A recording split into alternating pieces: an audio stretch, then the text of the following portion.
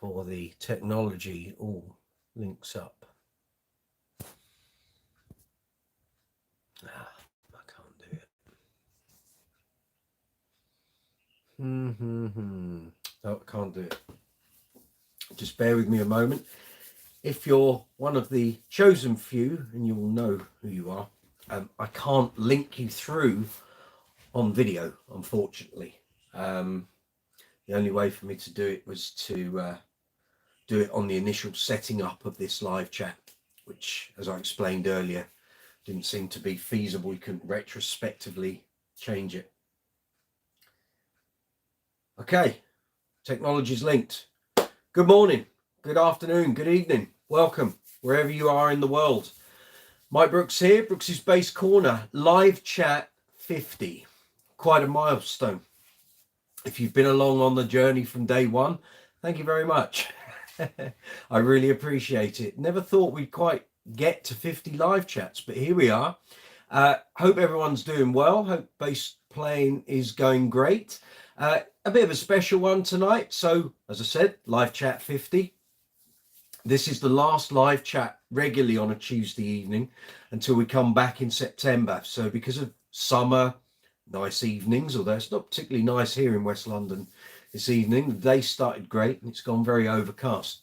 But because people have holidays, stay out late because the weather's good during the summer. Seems a bit daft to do live chats during this period. So what we're going to do after tonight, we will do one live chat on the last Tuesday of each month. So June, July, August. So the next live chat, stick it in your diaries, 27th of June, Tuesday night, 8 o'clock, of course. So then there'll be one at the end of July, one at the end of August, and then we'll pick this back up on a weekly basis when we come back in September. So I hope you're all well. Hope if you've been out gigging over the weekend, I hope everything went very well for you. It was rather hectic for me, and I'll tell you all about it in a moment.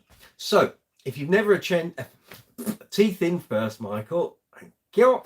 Right. If you've never attended a live chat before, or you've never even been here on Brooks's Base Corner before, you're very welcome. We're a friendly bunch. The people that regularly attend the live chats are absolutely fabulous, of course. So if you've got any questions about basses, bass amps, bass speakers, combos, bass effect pedals, gig bags, accessories, you want to talk about great bass players, bands with great bass players in, albums with great bass lines on, this is the place to do it on a Tuesday evening, 8 o'clock, London town, Brooks's Base Corner. So if you've not been on the live chat before, this is the video window that you're watching at the moment. If you're on the mobile app, directly below is the live chat window. If you're on the desktop version, the live chat window is that way. So how does this work? Okay, if you've got a question about basses, bass guitars, bass players, anything in that genre, put your insertion point or your pointer or your cursor into the live chat window, type your question or comment, press send, it fires up here on my live chat window, and then I can respond to it. Directly below the live chat, the live video window, is the description box. In there you will find affiliate links, merchandise links, and social media links. So merchandise, Brooks's Base Corner merchandise. Here we have a long sleeve t-shirt. We have caps.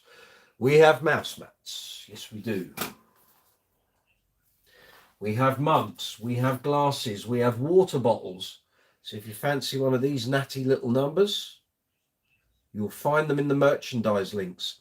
So there's a UK and Europe store, and there's a US and worldwide store. Click on whichever one of those applies to where you're based in the on the planet. Add your merchandise as you wish. Go through, complete your purchase. The channel then receives a very small affiliate commission.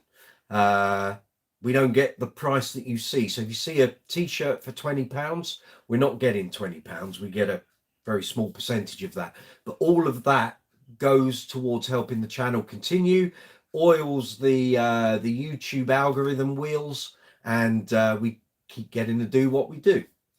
So with the merchandise, at the moment there isn't an offer on, but there will be on, let me just check the diary. There's an offer coming up, and obviously I'm not going to see you for a few weeks, so please keep an eye on the social media and the community tab here on YouTube. So 20% off from the 1st of June, which is Thursday, and that runs through until the 5th of June. 20% off. I'll give you forewarning. The Wednesday before the next live chat on the 21st is a 24-hour offer. And I've not seen this discount before since we've been doing merchandise. 25% off all items of merchandise across both stores across the planet. So if you're thinking of buying some merch, feel free to buy some this evening. It'd be gratefully received. 20% off from the 1st of June to the 5th of June. And then, as I said, on the 21st of June, which is a Wednesday, it's 25% off. I've not seen that discount in 4 or 5 months. So if you want to help the channel, buy some merchandise, either get some from the 1st till the 5th, or if you want to hold on, 21st of June, 25% off. So that's the merchandise. Affiliate links, how do they work? Okay, so this is sale based. If you've got any bass related purchases you might have coming up, we're talking, again, basses, amps, speakers, combos, gig bags, leads, picks, bass cleaning materials, polishing cloths, sprays, waxes, microphones, boom stands, audio interfaces, effect pedals, you name it, anything to do with basses. I have affiliate links with Thomann, Amazon.co.uk and Amazon.com, Gear for Music, and Andertons here in the UK. So how do affiliate sales work? Basically, say you wanted to buy a bag of picks. You wanted to buy them through any of those retailers I've just mentioned. If you go into the description box, you'll find affiliate links for all those retailers. Click on the link, it'll take you through either directly to the retailer, or you'll go via the Brooks's Bass Corner store that I've set up with that retailer. Find the product you want, add it to your basket, go through with the sale, and once you receive the product, the channel receives, again, a very small commission. It's not a big amount. I don't get the price of that packet of picks. I probably get about 50p if I'm lucky. But basically, all those affiliate sales go into making a bigger amount. Again, it keeps the channel going. So what do I use those funds for? Well, it keeps the channel going. It allows me to buy studio time for doing videos. Allows me to buy the lights, the boom stand, the microphones, the cables, the audio interfaces, all of the cleaning materials, polishing materials that you see on the workshop videos. We're talking stands, we're talking leads, we're talking all the bits and bobs that keep the channel going. So if you want to help the channel out, we've got merchandise links, affiliate links. Now you can follow the channel on social media. We're on Facebook, Instagram, Twitter, Quora, Reddit, Discord, TikTok. I'm missing one. Instagram, I think. So there should be 8. So if you want to follow the channel, what I'm doing here on Brooks's Bass Corner, you'll find me on all of those platforms. If you aren't already subscribed to the channel, I'll ask the question, why the hell not? But if you'd like to stay abreast of what goes on here on Brooks's Bass Corner, you want to see, you want to be notified when I post up new videos, post up messages on the community tab, hit the subscribe button below, hit the notification bell and select all. If you don't select all, you won't get all the notifications, as Lewis Wingrove found out. Isn't that right, Lewis? He missed a couple of live chats or didn't see that they were happening because he didn't hit the notification bell and select all. I think he had highlights selected. So there's 3 options with the notification bell. None, which means you're subscribed to the channel, but you don't receive notifications. Highlights, which are well-watched videos, so you get those coming up in your feed. And then there's all. So whenever I post up a new video, we do a live chat, we do an impromptu live chat, which I'll explain in a moment, or I post it on the community tab, you'll get a notification that that's there. So impromptu live chats, what's that all about? So after tonight, obviously we don't have a regular weekly live chat anymore until we get to September. We have the once per month live chat. Very good. So impromptu live chats, what are they? That is when I'm out on gigs or I'm doing something bass related. Good to see you, Lewis. I'm coming to the live chat very shortly. Don't worry. If I'm out doing gigs or doing something bass related, or hanging out with a bass celeb, or mooching around bass stores looking at gear, I might go onto an impromptu live chat, which is the same as this, and you get to see what I'm doing. How will you know those are happening? Well, if you aren't subscribed and you don't have the notification bell turned on, you won't. You might get it come up in your feed, you might not. But if you hit the subscribe button, hit the notification bell, whenever I do an impromptu live chat, you'll get notified. So for the lucky people who realized I was on an impromptu live chat on Sunday, I was actually doing a gig at Box Park in Wembley. It was match day. I think it was the League Two promotion final, I think. So I was doing a gig. So you saw me doing sound check, getting set up, looking at the venue, all of that kind of thing. So in that situation with a bass, amplifier, speaker, pedals, we were able to do some gear chat. You want to see what that's about? If you come out of the channel or come out of the live chat at some point, go to the channel, go on the most recent video, and that will be the video right there. There's actually going to be more footage from that going up tomorrow, so you will get to see the whole rigmarole that I went through on Sunday. So I'll explain what happened there. So that was a gig that literally only came in a few days before. I was covering for the regular bass player, and actually the regular band were all off in different places doing different gigs or on holiday or what have you, but the gig had to be fulfilled, obviously. So I was one of a number of Deps that were on that gig, and I'd never played the gig. I'd been told about it. Very wide stage, but thin, so there's not a lot of space between the front and the back, but the place is like an aircraft hangar. So it's a place for football fans, sport fans, concert goers, whether they're at the arena or the stadium, to frequent either before or after. There are loads of food halls and what have you there, a huge bar in the center, and then loads of space for people to stand and sit and what have you. I'd never done the gig, but I'd seen videos, seen photos, and I thought, I really need something of size in there. A 2x10 cabinet is not going to be ideal. And the PA situation was a bit vague, so I was advised by the regular bass player, you need a cabinet that's going to push some air. So I opted for the Aguilar SL212, but I also was advised the parking there was horrendous. Trying to get to the actual venue can be difficult on match days because the police shut the roads. And then you've got the problem of where are you going to park once you drop the gear off? And I thought, you know what, this doesn't sound easy. So I'm going to take the route that I've never done, and I'm going to put a bass cab on a trolley, and I'm going to get on the tube, go to Wembley, and then from Wembley Park Tube, it didn't look too far to walk. And as it turned out, it wasn't. So it all kind of worked out okay. But the thing you get in your mind is, how am I going to get the cabinet and the trolley down from where you enter the tube, down the steps, down to the platforms? Thankfully, both tube stations I used had lifts. Good job. And then when we got out at Wembley, it wasn't really more than about a 5 to 10 minute walk with the cab on the trolley, and it worked great. Had it been a heavy cab, could have been a very different story, because there were a couple of parts where I had to carry the cab upstairs, and at the venue from the entrance I had to carry it up. If it had been a heavy cab like one of my old EBS Pro lines, it would have been a non-starter. I wouldn't have been able to do it, but it worked out okay. And as you see in the video, it all kind of went off, and the gig was great, and the gear was fine. The trip and journey was actually not too bad. So it was good for me to do it, because now I know if I get called up to do those gigs again, I certainly wouldn't want to be parking around there. We've just been joined by the bass legend, Mr. Leland Sklar.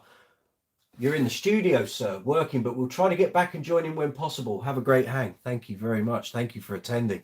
I'm honoured. I should announce to those of you who are in attendance, I've actually invited an array of bass celebs and generally fine people to attend our live chat tonight. Some of them were going to come on via video, But because this live chat was set up in advance and I didn't know people were going to come on by video, I couldn't retrospectively go back and change that setting.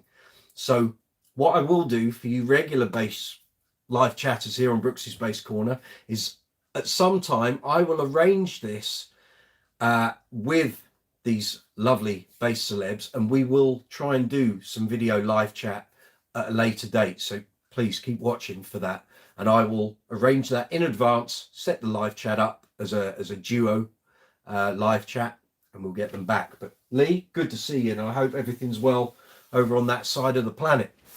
So that was Sunday. So what happened the rest of the time? So it was a very busy week last week. So we got Tuesday's live chat done. Wednesday was what it was. Thursday, unfortunately, we had some very bad news here in our family. My father-in-law has been diagnosed with terminal lung cancer, and he doesn't have very long to live. So we're trying to deal with that as best we can, and we will see what we can do for him and try and make the best of a fairly dreadful situation. So if you find you're trying to communicate with me via social media and I'm not quick to respond, I will come back to you. But I know the next couple of months are going to be fairly, what's the word? Emotional. It's going to be hard, but we'll get there. We'll do what we can. So that was Thursday. Then on Thursday, I was approached to do a gig on Saturday. So that meant learning all the material for Saturday.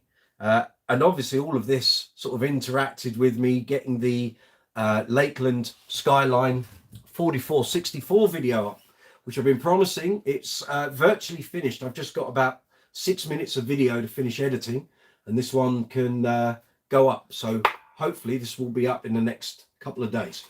And so that was for Saturday. Now my weekend looked like it was just going to be a backing vocal session over in Essex, and it ended up being backing vocals on Saturday from 9 a.m. till 3 p.m. I then had to drive from Braintree in Essex to Salisbury for a wedding. That was 150 miles. Back home. Then Sunday was the gig at Box Park at Wembley. So that was up early to quickly run through all that material. Dave Swift, good to see you, my friend. I did try to get the video thing happening and it just didn't happen. So if you're happy to go with the texting thing, and you know Mr. Lee Sklar, of course. So feel free to say good evening to each other. So Sunday was up early, walk the dog, get the songs rattled through for Sunday afternoon. Then I left home, I think around 1:45 Sunday, got back in here around about 9 o'clock. And while I was on the gig on Sunday, I got offered a gig for Monday with a band I'd never played with. Was put forward by my very good friend, Jamie Fisher. Jamie, good evening. Good to see you. Lovely to see you yesterday. Jamie and I go back to school days when we were 13 years old. Known each other 38 years. Played in many musical situations over the years as well. We've not worked for years, and now this year we're working quite a bit together, and it's lovely.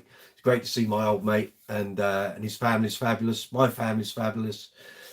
We're getting to work together. It's great. It's a lovely feeling. Anyway, he put me forward for that gig. So I literally got a list of songs, keys, a Google Drive link for all the tracks, top and tailed them yesterday, checked for anything that I wasn't going to know, and then literally went back to the same area in Braintree in Essex that I was at on Saturday.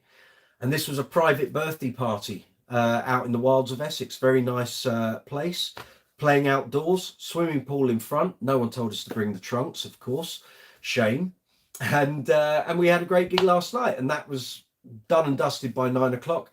Back home, and now today, the pleasantries of Brooks's Bass Corner live chat. So I've been looking forward to getting to this. So if you're new, good to see you. Thank you for joining us. This is live chat number 50. Yep, we've done 50 of these. So the first one was December 2020. Here we are, end of May 2023, and we've done 50 of these. So if you've attended any, or this is your first, thank you very much. I really appreciate it. I have to say, last summer, I wasn't sure that the live chats were working, but the regular attendees here, you've made it worth my while. Thank you very much. Thank you for coming back week after week, supporting the channel, using the affiliate links, buying the merch. I really appreciate it. So thank you. So what have we got coming up this evening? And I've got to do the live chat window as well. So after many of you requested a couple of weeks ago, when I announced this was going to be the last one until we get through the summer, many of you said, can we get some bass legends, bass celebrities, some very fine people on here for live chat number 50? I said, I'll try my best. I can only try. So I put some feelers out today and over the past week or so. So we have Mr. Leland Sklar with the finest beard in popular music of the last 60 years. A fine man, and I'm very privileged and honoured to have you on here.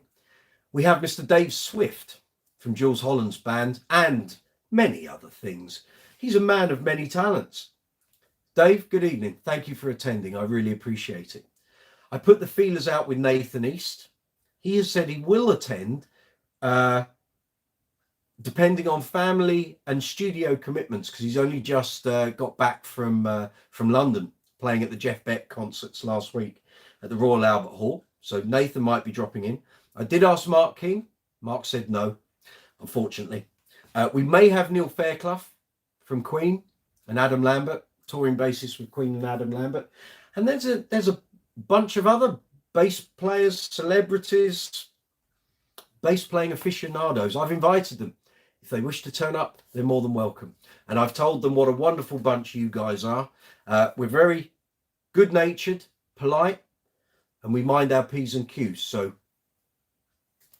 do the stuff, gang. So if you've not been on the live chat before, in the live chat window at the very bottom, you'll see there's an emoji icon.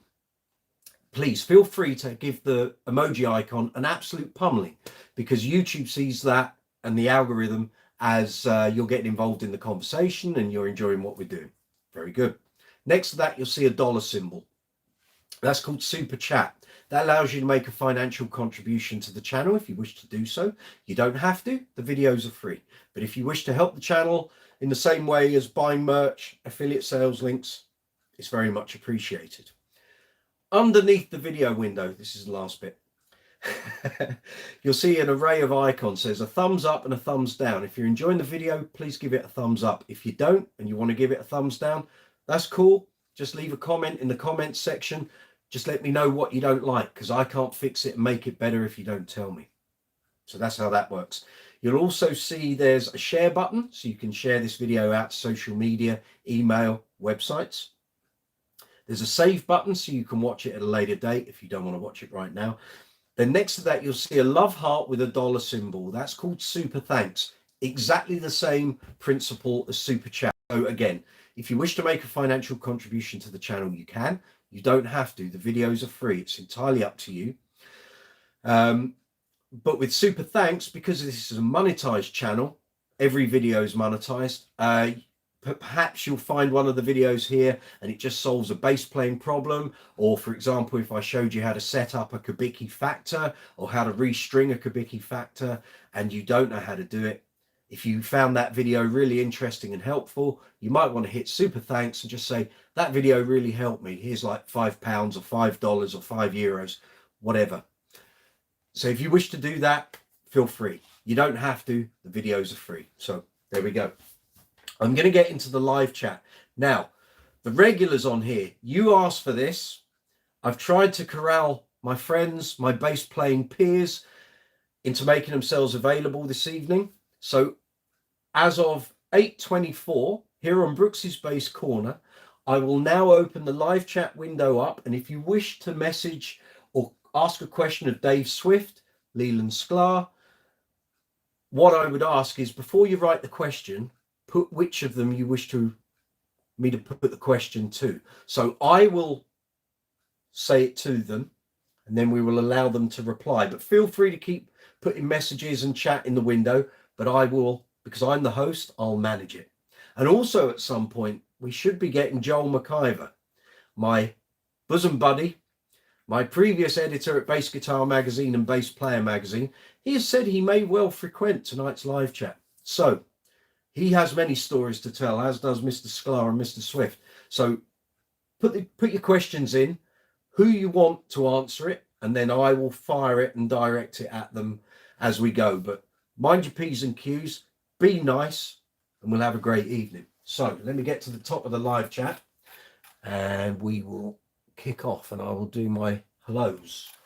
So who have we got? Vissog, good to see you, my friend. Thank you for attending. Stacy, good. My cousin Tom Sage, good to see you. Hope everything's well down south. Tom's my cousin, 10 years age difference, just taken up bass playing. Didn't follow my influence. Wanted to do it. Now he's playing bass. Here we go. Martin Fay from Dublin. Good to see you, my friend. Sorry you missed out on last week's live chat. It was just kind of winding down, and as you arrived, we were going. I'm so sorry. I'm sorry. Good evening. Yeah. Cool. Start by Stacey Ann. Yes, big congratulations on the 50th live chat. Thank you. You've attended every one, my dear. So thank you for that. Lewis Wingrove from California. Lewis, have you bought any more pedals this week? We need to know what you've purchased, and we need to know what you're working on. Okay? So let us know, because I hang on your input weekly. Okay? And actually, I'll say, I can't see him on the live chat here. Scott M, who I think is in, no, it's David Gill that's in South Carolina. Scott M, I can't remember where he is, but Scott bought a load of merchandise yesterday. Thank you, Scott. Really appreciated it. Thank you. It came up while I was on my gig, and I got a message saying, Scott M's just bought a load of merchandise. Thank you. I hope it all fits perfectly. Hope you're very happy with it. And once you've got it, send some pics through, and I'll put it up on the social media. And actually, for any of you that have bought social media, if you haven't already sent me a picture, please do so. And I'll put together like a collage thing that's going to go onto social media and the community tab. Very good. Okay, so we've got Leland Sklar. I only messaged him at about 4 o'clock this afternoon, so I'm truly honoured, and I really hope you're well. I can't believe it's 7 years since we did that interview. So, you know, thank you very much. I still appreciate that, so thank you. So Lee is in the studio working, but he'll try and get back and join in when possible. Have a great hang. Fabulous. We will. Thank you. Martin Fay's doing a good emoji. Lovely. Sam de los Santos. Good evening. Welcome. Good to see you. Thanks for coming along. Yes, Vissog, bass royalty indeed. Do you now see the circles I'm moving? Lee, he invited celebs and nice people, then he invited me to balance things. The dark side of the force. But what a looker. What a lovely man. Lewis Wingrove, it's an honour to have you here, Mr. Sklar. Exactly. Lee, sorry about him. My heart and thoughts are with you. Thank you, Lee. I'll pass them on. He knows who you are. He knows who you are. I will pass that on. Dave Swift, good evening. And everyone, just put my 6-year-old son to bed and now enjoying a glass of red. That's what I call a man of class, Mr. Swift. Well done. Good. See, this is what I suggested earlier. We can do the video thing another time, Dave. But the lovely thing with this is you can just go at your own pace. You can have a little drink, a few nibbles, chill out. Excellent. Good stuff. Martin Fay, amazing to have you here, Leland. Your streams during COVID were a lifesaver, weren't they just? Thank you for doing that. Really appreciate it. Regularly watch Lee's streams, videos. If you are unaware of who Leland Sklar is, I'm guessing my cousin Tom might fall into this bracket. Probably recognise him, but so Lee Sklar has played with we're talking probably close to about 2,500 albums the man has played on. So he was the bass player for James Taylor. He was the bass player for Phil Collins, bass player for Toto, Richard Marx. It just goes on and on and on. I could literally fill 3 hours of live chat rolling off Lee's discography. So if you don't know who Lee Sklar is, after this live chat, go on to Google and put in Lee Sklar or Leland Sklar, Leland. and check it out. That's your homework, guys. If you don't know who Lee is, do yourselves a favor. Check out his playing, whether you do it on Spotify, albums, Apple iMusic, whatever source you get your music from. You will learn something from this guy and his playing. The same with Dave Swift. We're talking players of caliber here. So if you're new to bass playing, go and check them out. If you're already a haggard road warrior, check them out. Okay, there's plenty to be gleaned. Dave Swift, no worries. Okay, very good. Stacey, good evening, Mr. Sklar, Mr. Swift. Wow, this is quite the honour, sirs. Thank you. I am honoured, believe me. Ben Kennedy, good to see you. Welcome. I don't think you've been on here before, but you're very welcome. All bass players are welcome here on Brooks's Bass Corner. You know that. I was going to ask when you reviewed the Betsy bass. Let me go and grab her so we're talking about the same thing. There we are. Okie dokes. And actually, before we start rattling about Betsy, just need a little snifter. Cheers, everyone. Thank you very much for attending Live Chat 50. I very much appreciate it. Thank you. In a Brooks's Bass Corner mug, of course. Of course. Okay. When you reviewed Betsy bass, I noticed you had the Rotosound strings on her. Yep. Would it be worth trying the Elites that Guy Pratt uses or stick with Rotosound 66s? The bass ships with Elites, and this kept so. For those who don't know the story, obviously Ben maybe hasn't seen some of the other live chats, so I'll explain. So as a writer for Bass Guitar Magazine and Bass Player Magazine, I was regularly working at London bass shows each time we did those. So back in 2019, I was there on the Friday. Some of you will go, why were you there on Friday? It only ran Saturday and Sunday. 2 years before, in fact, going back to 2013 when Joel became editor of the magazine in 2012. 2013 was the first show under Joel's kind of stewardship for the magazine. I used to do a lot of reviews of basses, pedals, amps, accessories while we were at the show, because it meant A, we cut our courier costs. It also meant the companies were there, so they didn't have to ship anything to the magazine or to me or other reviewers. So we could get a load of gear photographed and reviewed while we were there. Makes sense. 2015, 2016, 2017, and Lee was at the show in 2014. Unfortunately, I wasn't there. I was in Israel at the time. So we didn't get the cross swords at that show. I met Lee a couple of years later. So after 2015, 2016, 2017, what I was finding was every year I literally finished my schedule of work. So the reviews, interviews, doing little features and for the mag, with literally 5 minutes to go before the door shut on the Sunday. And I can remember being in the car driving back from the show to where Joel and I live in West London and Berkshire, and saying, look, there's got to be an easier way to do this. Why don't I come in on the Friday? Okay, come in on the Friday while the companies and manufacturers and distributors are setting up. Then I can take the gear, go and do the reviews. The companies are less narky because I'm not taking stuff off their stand when there are punters walking around the show. I'm doing it before that. Then on the Saturday when the show opens, I can whiz round, collect the gear, go and do the photography and bring it straight back. The gear will be gone literally 15 minutes rather than when I've got a bass and it needs 45 minutes for me to review it, do the photography and take it back. Perfect solution. So 2018, 2019, that's what we did, and it worked perfectly.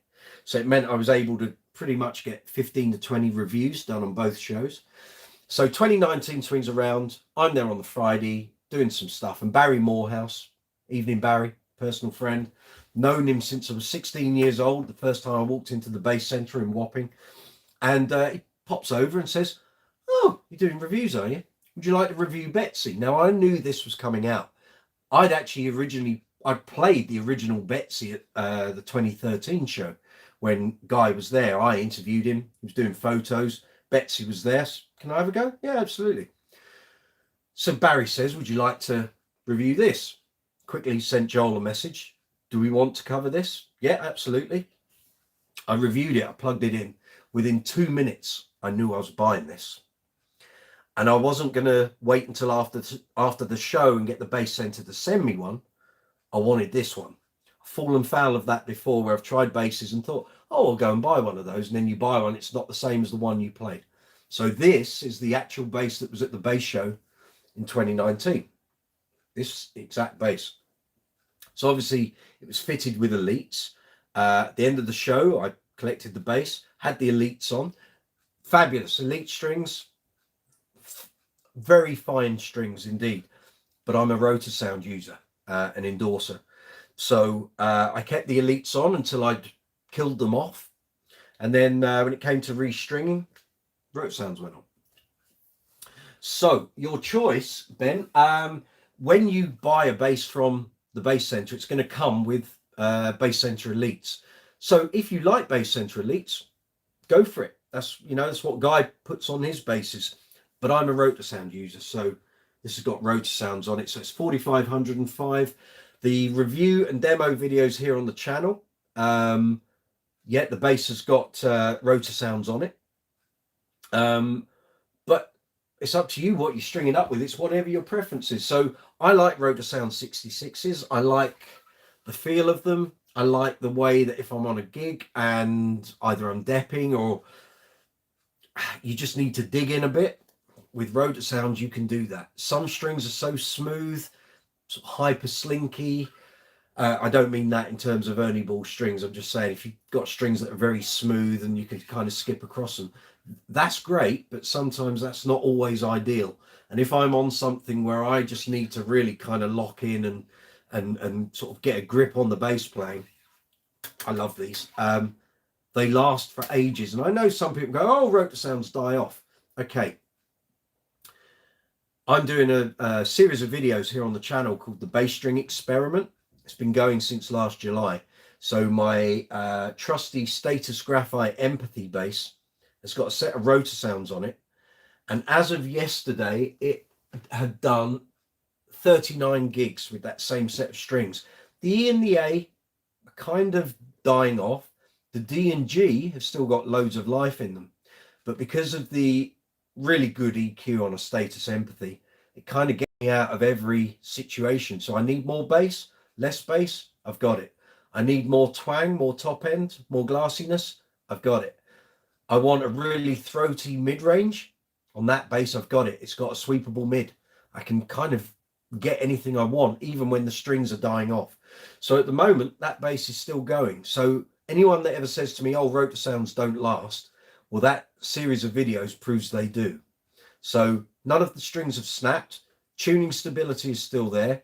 The E and the A are dying off tone-wise. But, you know, in terms of bottom end, if you like flat wounds or half wounds or something that's less sort of punchy, they still sound great. And actually, if I EQ the bass with kind of edging towards mid-mids or upper mids and more treble, there's still plenty of punch there. There was last night.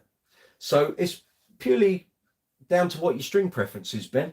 I don't know what you use, so feel free to carry on this conversation with another message and I'll respond when I get there.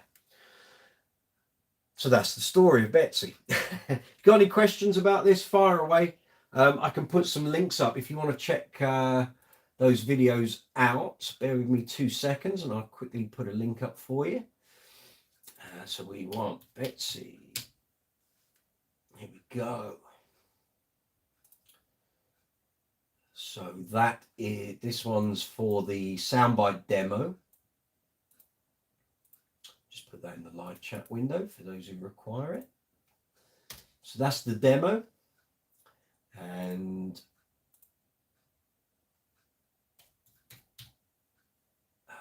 let me get the review for you. There we go. That's the one. So this is the review. Now I've had some people say, but you reviewed it in the mag and it said it had an older body. I'll explain. So when Barry presented this bass to me at the bass show, I had to go through the specification details with him. I didn't have screwdrivers with me at the show, so I assumed this was an active bass. I couldn't take the control plate off to see if there was a battery underneath, right? What it turns out is obviously the EMGs are active, the controls are passive. So it's the same as a normal jazz, volume, volume, tone. So when I went to Barry and said, is it active? Oh, yes, active. What he meant was the pickups were active. What's the body made of, Barry? Alder. Right. I write the review for the magazine a couple of days later, send it to Joel. It gets edited, comes back to me for checking. Yeah, it's all good. Goes off to print. Just something in the back of my mind thought, just check with Barry that spec is right. He comes back to me. The body isn't Alder, it's basswood. I said, you told me it was Alder. I wouldn't have written Alder unless you told. No, he said, the original test run before they made the production models had an Alder body. Alder went up in price, and they found that when they compared Alder to basswood, the tonal response really wasn't that different, and basswood was a cheaper timber to use. Cheaper in terms of price, not quality. And when they actually put an Alder bodied one up against the basswood body one, it sounded virtually identical to the ear. So that was why. But unfortunately, my review had already gone to print. So in the magazine, it will say the body is Alder and the bass is active. Explained. There we go. Okay, let's get back into this. Dave Swift, my pleasure, Mike, very good.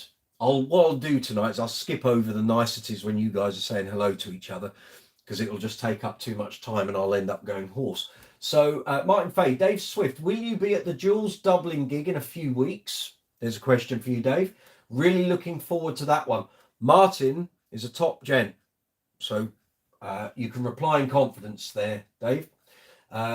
Stacey saying hello, very good. Martin, there's another message there. Let me see that. Then watch the audience for a dancing loon wearing a Brooks's Bass Corner t-shirt. See, I've always said the Irish have taste.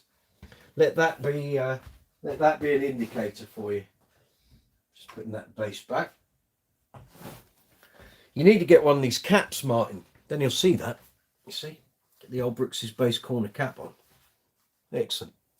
And also, I'll do the merch in a second. Let's get to the end of these questions first. Yeah. Dave Swivel will do. Okay, Tom Sage, already an awesome lineup. Hi guys. Targ de Haviland, thank you for attending. I don't think I've seen you here on. Oh, it's Joel.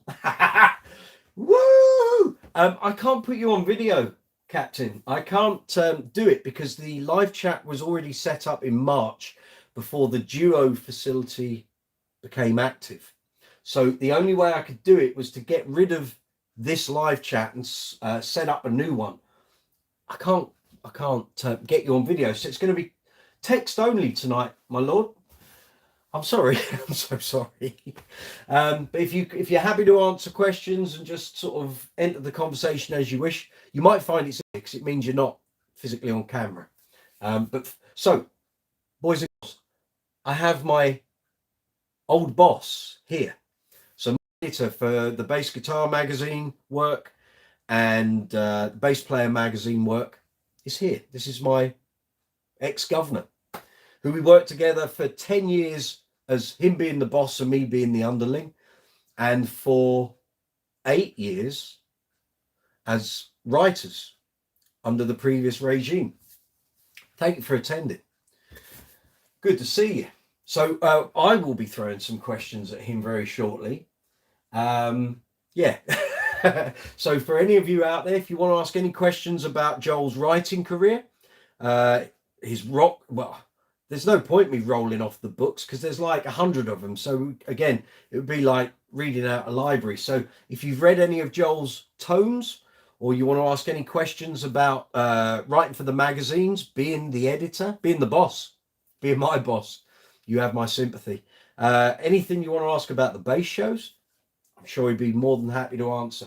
And if you haven't already checked out what I'm talking about in terms of books, just put Joel McIver author into Google and it will just list reams and reams of books. And check them out. Check them out. A great writer, a lovely human being, and a pleasure to work for. So, yeah. We've got Lee Sklar on and we've got Swifty. So feel free to converse as you wish. We're all seeing the same messages, so it's all good. Tom Sage and all the usual regular people. Exactly. Lewis Wingrove. Nothing new. I'm waiting on the universal audio dual compressor so you can run my wet signal on optical for the trails and the other channel on FET for accuracy. There's going to be a serious power outage when you get this pedal board up and running. I think the lights will dim over in California. Blaine Lewis, good to see you. Welcome. Love Leland's video about Daryl Sturmer. What a player. Yeah, Daryl Sturmer. Now, isn't that kind of like super depth territory? I mean, God. Serious. Great guitar player, great bass player, great musician, great producer. He's got it all. Graham, good evening. Good to see you. Lewis Wingrove, half the albums I ever heard had Mr. Sklar playing in the studio. Told you. When I interviewed Lee by email in 2014, at that point, I think the album count was it was between 2,000 and 2,500. So I would imagine in nearly 10 years, he's probably added another 1,000. So we're probably looking at 3, maybe 3,500, maybe. I don't know. If you're still there, Lee, what range are we talking? Sandra Los Santos, cheers. Sloppy Moray, good to see you. Welcome. Thank you for attending. Lewis Wingrove, my cobalt strings from Ernie Ball last me a year. The G string was dropping tone. Cobalts are flats, aren't they? I think.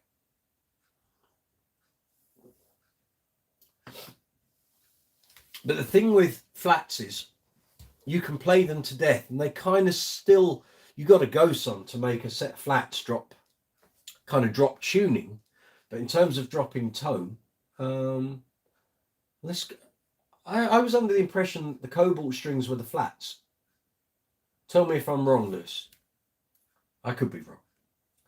I regularly am. Martin Fay, I was at Eric Bibb gig in Dublin last week. He can play a bit.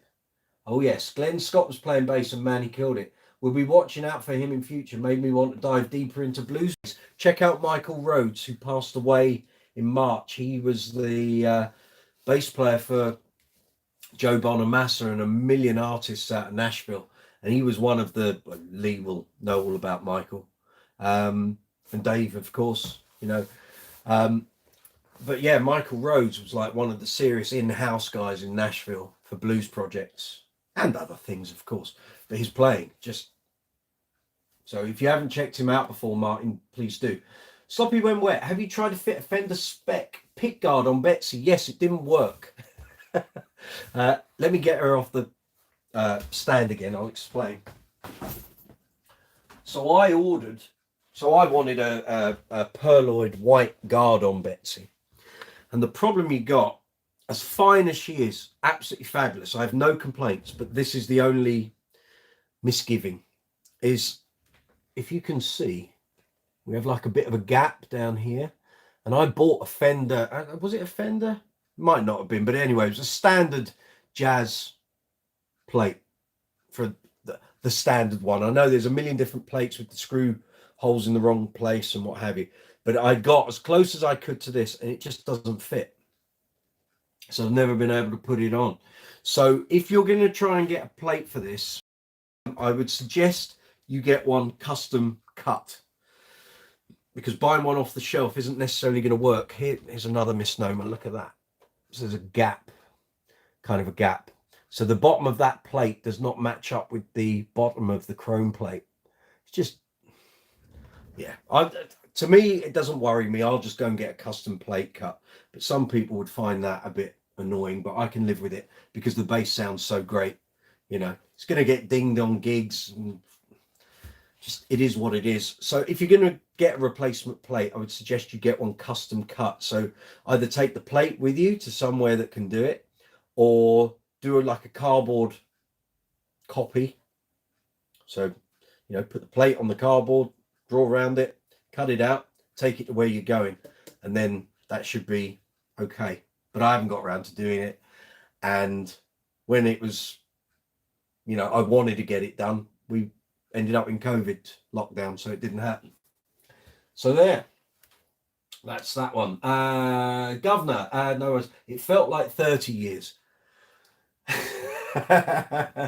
Well, this is the thing, isn't it? It's we were knees deep in it 10 years ago. 2013. What was I doing 2013? So that was my Larry Graham interview. That was cool. Many interviews. All the interviews from the bass show. Don't know. We didn't do a Mark King one that year, or a Billy Sheehan one. But yeah, and Joel opened the gates for me to do interviewing. I'd never done any for the previous editors, so you got him to blame. But we had a good run of it, didn't we? You know, we did pretty well. You know, we'll take comments on board for people who read the magazines. You know, let us know what you thought. It's you know, it's a crying shame that it's not a paper publication. I still get people ask me why it's not a paper publication. So let me explain. So as we went into COVID, the budget for the magazine, doing the work, getting the content written, plummeted. Advertising was going to drop naturally. Every company was going to feel a pinch, and a lot of the issues that Joel edited through COVID at the start and sort of for a year or so was generally stuff that we'd already submitted, and he did a lot of the writing work because the budget wasn't there for lots of us to do new writing. And then when we came out, yeah, I think probably early 2022, it became clearly evident that with the war that was about to happen in Ukraine, general transportation costs, you know, shipping containers in the wrong places in the world, and electronic components and stuff for gear, and people buying amps and being told you can't get it for 2 years and what have you. There were all those costs and practicalities. And then I can remember Joel saying to me, we might have a problem with the mag. The cost of paper has gone up by something like 5 times. Like from what it was before COVID, suddenly paper costs went through the roof. Then you've got transportation costs, distribution costs, and it actually just became financially unviable for the magazine to be a published entity anymore, which is why it's now web-based. But that's it, really. It wasn't bad numbers, it wasn't bad advertising revenue, all the things that it could have been. It wasn't. It was literally the physical cost of paper and the cost of transportation and printing to get it all done. That's why we don't have a printed version, and it's a shame. And I know I get contacted quite regularly by various manufacturers, distributors who we work with, doing the reviews and doing the shows, and they all say they really miss it. They really miss it. So in some way, hopefully this channel kind of plugs a little bit of that gap, because I've taken a lot of the stuff that I was doing under Joel's stewardship and just brought it into a video medium. And look, we heard all the suggestions that people wanted the magazine to be video based and what have you. It's just a case of budget more than anything. And different for a magazine like Guitarist that was like the big hitter for the publisher and had always had exceptional figures, I guess. But we were a niche publication, you know, bass playing. As much as all of us think it's a huge thing, if you actually consider it's probably, you know, compare it with a video game magazine, it's a different thing. We would have loved, and I know Joel and I spoke about it many times, we would have loved to have started doing video reviews, video interviews. And what you see here on YouTube, whether it's my channel, Scott's channel, Base of the World, we would have loved to have done that. I would have loved to have done it. And actually now, if the magazine was still going, and I know Joel asked me, you know, could we do video reviews? I went, absolutely. I've got the setup to do it. If we'd carried on, you'd have had the paper-based version and the you know, the video version alongside to complement the actual physical magazine. But wasn't to be. That doesn't mean it won't happen in the future. You never know. These things have a funny habit of, you think something's finished, it might not be. You don't know. Marty Faye, Sam De Los Santos, I'll say that again. Sam De Los Santos. Put the Dario half wounds on my P bass. Excellent. Very good. Gives a different vibe on the treble end. Exactly. What do you normally use, Sam? Round wounds or flat wounds? I advocate half wounds regularly. Those who are regular on the channel will know I'm a big fan of half wound strings. Fit them on all my acoustic basses. And occasionally put them on some of the electrics as well. I think I've got Rotor Sound's version of a half wound, which is a pressure wound, on the Lakeland 5502 over there, 5-string. And they sound fabulous. Martin Fay, Lewis Wingrove, I always feel conflicted when a G string lowers the toe. Is that a euphemism? I'm not sure. I'm not sure. Joel, you did a great job, Mike, reviewing and interviewing. Very kind of you to say so. Checks in the post. Sam, my favourite magazine. Which one? Bass Guitar Magazine or Bass Player?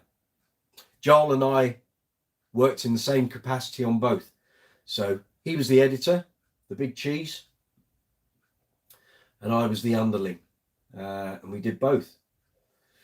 And guys, you need to say a big thank you to Joel, if you did read the magazine, for keeping Bass Player going, because, and I think I've outlined the story for this before. So basically, the magazine wasn't doing overly great in the States, and Future Publishing acquired Bass Player's publisher, which was New Bay Media, and obviously Bass Guitar Magazine was with the same publisher, and for a couple of years they ran both together. And in 2020, kind of about 4 months after we'd gone into lockdown, they decided to sort of amalgamate both magazines into the one. And Joel kept the Bass Player magazine and what was left of Bass Guitar Magazine going for those 2 years. It would have been very easy for the publisher to say, hey, we're not going to do either. But he kind of steered the ship and got us through. And, you know, you look back, that was 10 years that that Joel pretty much sort of guided the magazine through in the two versions that we had. It's a hell of a job, because no one else managed to do it. And yeah, we had some good times. We had some amazing times. My question for the governor: who was your favourite person to interview for the magazine? And I have intimated on here who my least favourite were, and there were two of them. Sam, usually round wounds, but started playing salsa music. Okay, half wounds sound amazing. They're the perfect mix between flats and rounds, and I love halves, because if you want them to die off, you can kind of really dig in and they'll start to lose some of that top end brilliance. But if you want them to stay reasonably bright, they can. It's purely about how you play. Joel, I aged 20 years in that 10 years. No, I can't believe that. I can't believe that. How you managed to keep the magazine going while you had COVID, that's a mystery to me. But yeah, well done. Well done, sir. So yeah, who was your favourite to interview? Blameless, I know one of Mike's least faves. I have intimated before. There were two. Otherwise, the rest were all great. And funnily enough, I was on the tube going into that gig on Sunday to Wembley. And there was a guy on there. He saw me sort of carry the bass cab onto the tube, and he went, "Oh, musician." I went, "Yeah, the bass gives it away, really, doesn't it?" And we ended up in a conversation. He was a big Chris Squire fan. So I gave him the link for the Chris Squire interview that's here on the channel. And he started watching it while we were on the train. I said, do you want to put some earbuds in? I'd rather not hear myself talking to Chris Squire, but there we go. Very good. Martin Fay, question for Dave Swift. This is for you, Dave, if you're there drinking your red wine. Any ambitions to grow that Peter Gabriel beard into a Leland Sklar? That's a top question there, Martin. Well done. Stacey, Joel, so this one's for you, Governor. The first time I saw Bass Guitar magazine, I was blown away by the design and content. A real delight to this former graphic designer and fan of the low end. Yeah, I've been going back through, I said last week on the live chat that I've been going back through rescanning my old articles and reviews and interviews for the Facebook and Instagram side of this channel. And it's amazing when you look back. I know Joel actually said to me once that the initial issues of Bass Guitar magazine looked like they were done at home, and they really were. But, you know, the thing was trying to find its feet, probably limited budget.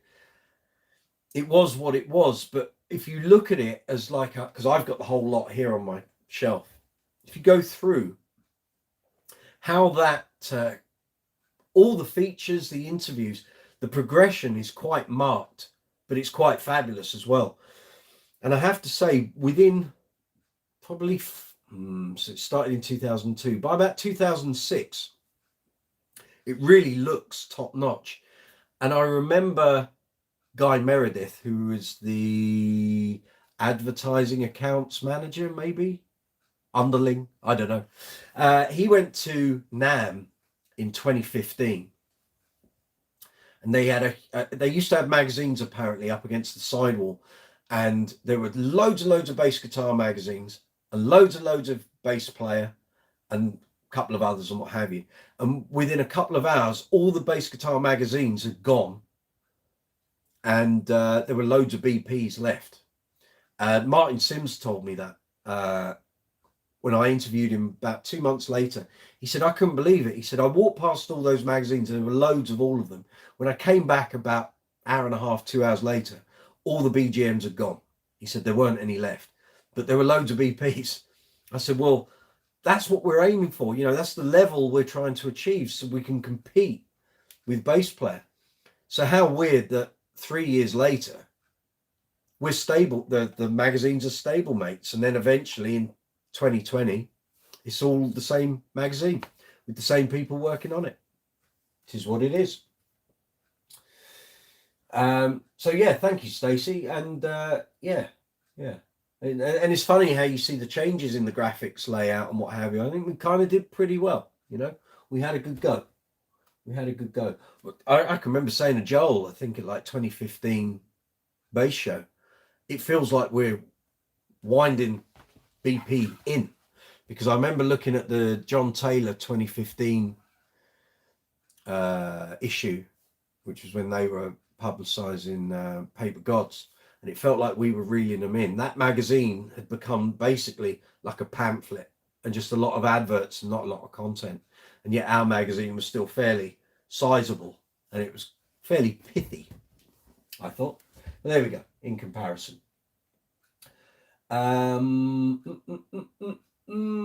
Patrick Sweeney, good to see you. You asked for bass celebrities and I've brought them on. So Patrick, say good evening to Dave Swift, Leland Sklar, Joel McIver. We're potentially going to have Nathan East.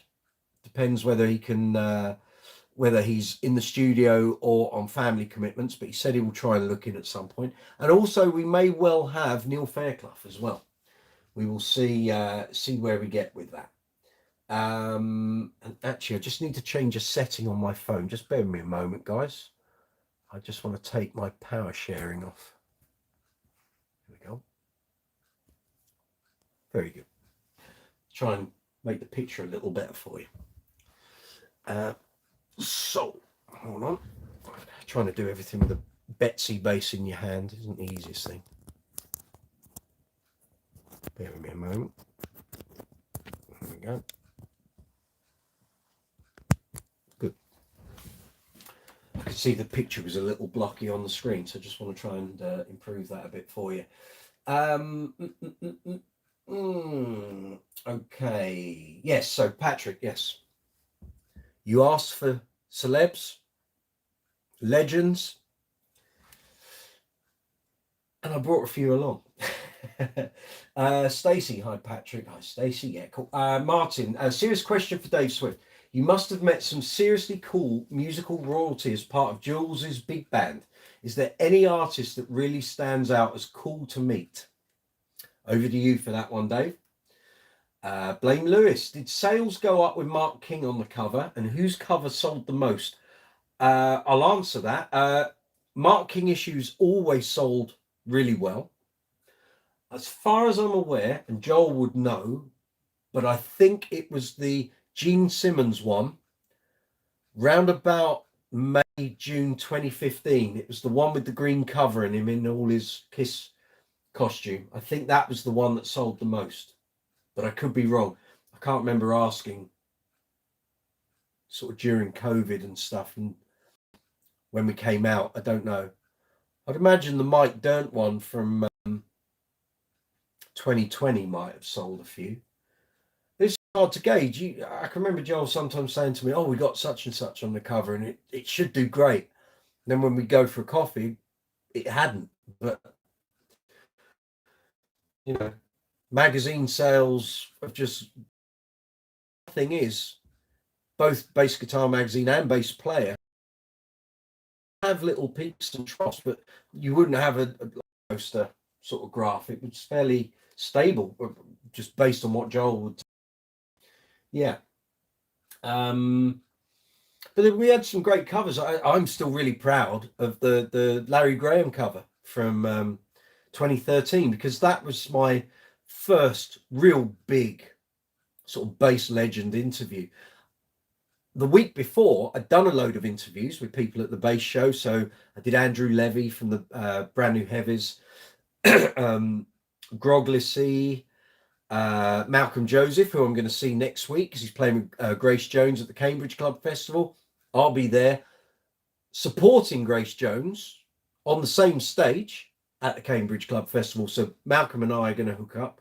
Guy Pratt, I interviewed at that bass show. A couple of others. Oh, the infamous Jonas Hellborg interview, of course. But the Larry Graham interview came up the week after that, and that was my first big interview. I'd only done one interview before that had been published. That was back in 2009 for a guy called Jimmy Crutchley, who was the prior to that interview, he'd been the bass player in the Choir Boys. And I interviewed him. He was with a band called Raven Vandell, and now he's with a couple of profile acts, but I've just forgotten off my head. But the Larry Graham cover I thought came out really good. And I remember messaging Joel a couple of times when I'd go into the local WH Smith, and you'd see your interview is front cover. You never lose that thrill, because for years I didn't have it. I was writing for the mag and I was just doing reviews. That was it. Joel opened the gate, said, there's a load of interview work. Off you go. I can remember saying, what do you want me to ask him? He said, you'll figure it out. Get cracking. And that was it. So from that 2013 bass show, it was, let's go for it. Always, right. For anyone wanting to be an interviewer or doing it, whether you do it on live chat, on YouTube or in a publication or whatever, do your homework. Don't just turn up and try and wing it. It doesn't work, because you'll have a moment where you'll go, there's only so many things you can ask about a new album. You've got to go into the history, do your homework, get to know what they've done. Gear stuff is one thing, musical stuff is another. So technique is another. You've got all these branches of stuff you can pull questions from. So do your homework. Stacey, the first issues always look that way, the growing pains. Yeah. And I've seen it going back through early issues just recently. it was what it was, you know. It was a magazine trying to find its feet with a limited budget, doing the best it could, and over time it looked damn great to me. You know, always proud to see it at the newsagents, or you go to Smith's or any kind of place that was selling magazines. Always nice when you're getting on a plane to go abroad and a copy of your magazine with your interview front cover is there. Great. Happened many times at Heathrow. Oh, I've gone too quick there. Dave Swift, good evening, Patrick. With the greatest respect to Mr. Sklar, whenever I let my beard grow out, it makes me look even older than I am. 21. So I try and keep it short. I need all the help I can get. No, dear boy. You look good on it. Patrick Sweeney, wow, and hi to Leland. Yeah. You guys, the regular guys, asked for this. I've tried my best. Style by Stacey Ann, we're the lucky dogs today. There we go. You've excelled yourself with your guests. If I'd got all the ones I'd asked, I think some of you might have fainted. Ben Kennedy, I'm currently using Rotosound 66s on my Fender P bass. Good choice. Haven't lost any brightness, and I've had them on since the start of April. Very good. Had the 77s on before. 77s are the Nichols, I think. And both have a great tone for hard rock, I think. Fender P with Rotosound swing bass 4505s is the sound of rock, whether you like it or not. Strings of Legends, say it all the time. The classic bass tones were done pretty much, okay, Motown stuff done with labellas, flats with swing bass. Rich Ian, Rotosound. John Deacon, Rotosound swing bass. Chris Squire, Rotosound swing bass. John Entwistle, Rotosound swing bass. That's not saying there's no other strings out there. There's loads. And they all have their own sounds and stuff. You just got to find what works for you. Every bass doesn't necessarily work with the same string. All these basses here, they don't have the same strings on.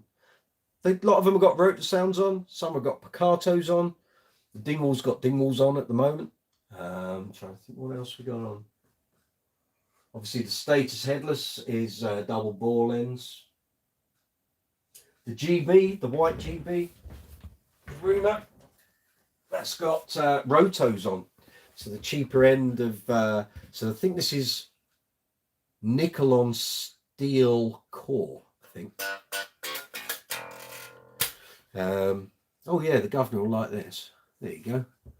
He likes a bit of that. There we go.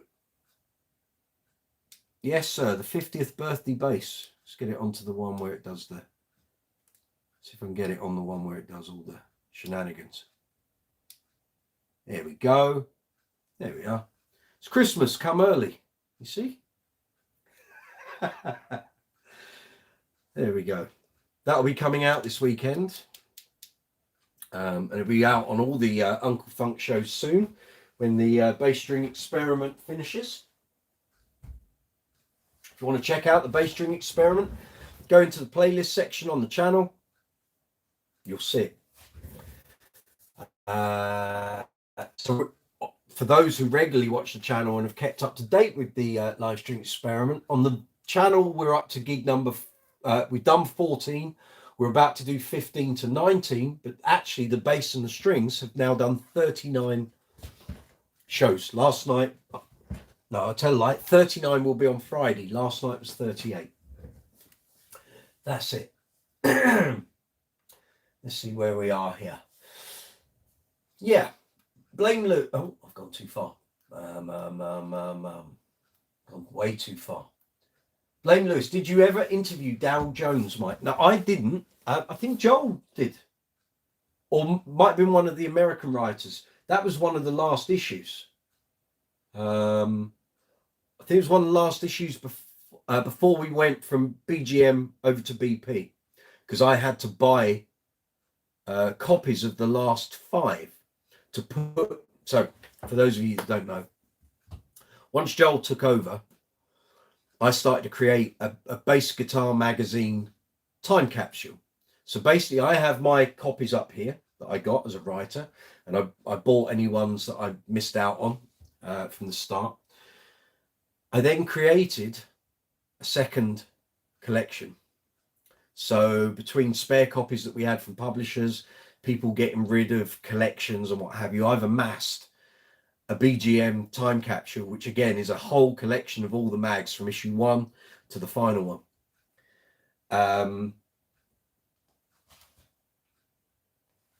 I had to buy the last 5 myself because we were in COVID. Normally, the lovely guy Meredith would send me an extra copy to put in the time capsule. He didn't for the last 5, so I had to go and buy them. I bought them off eBay. And I think Darryl Jones was one of the last of those 5. Definitely in the last of those 5. So that would probably have been our last interview with him, I think. Joel would know. Patrick Sweeney, Dave. So I'm guessing Dave Swift. When Phil Veacock was a student at Christchurch College, Canterbury, I used to be in a band that had some of the music students in. Phil came and played sax with us. I wonder if he remembers. I'm guessing you know who Phil Veacock is. George Iliadis, all the way from Melbourne. Good to see you, my friend. Thank you for all the likes on Instagram. Really appreciate it. Really enjoyed your bass collection video. Thank you. Yes, and thank you. Thank you for watching. Thank you to everyone for all the likes, comments, new subscribers. Had a load of new subscribers this week.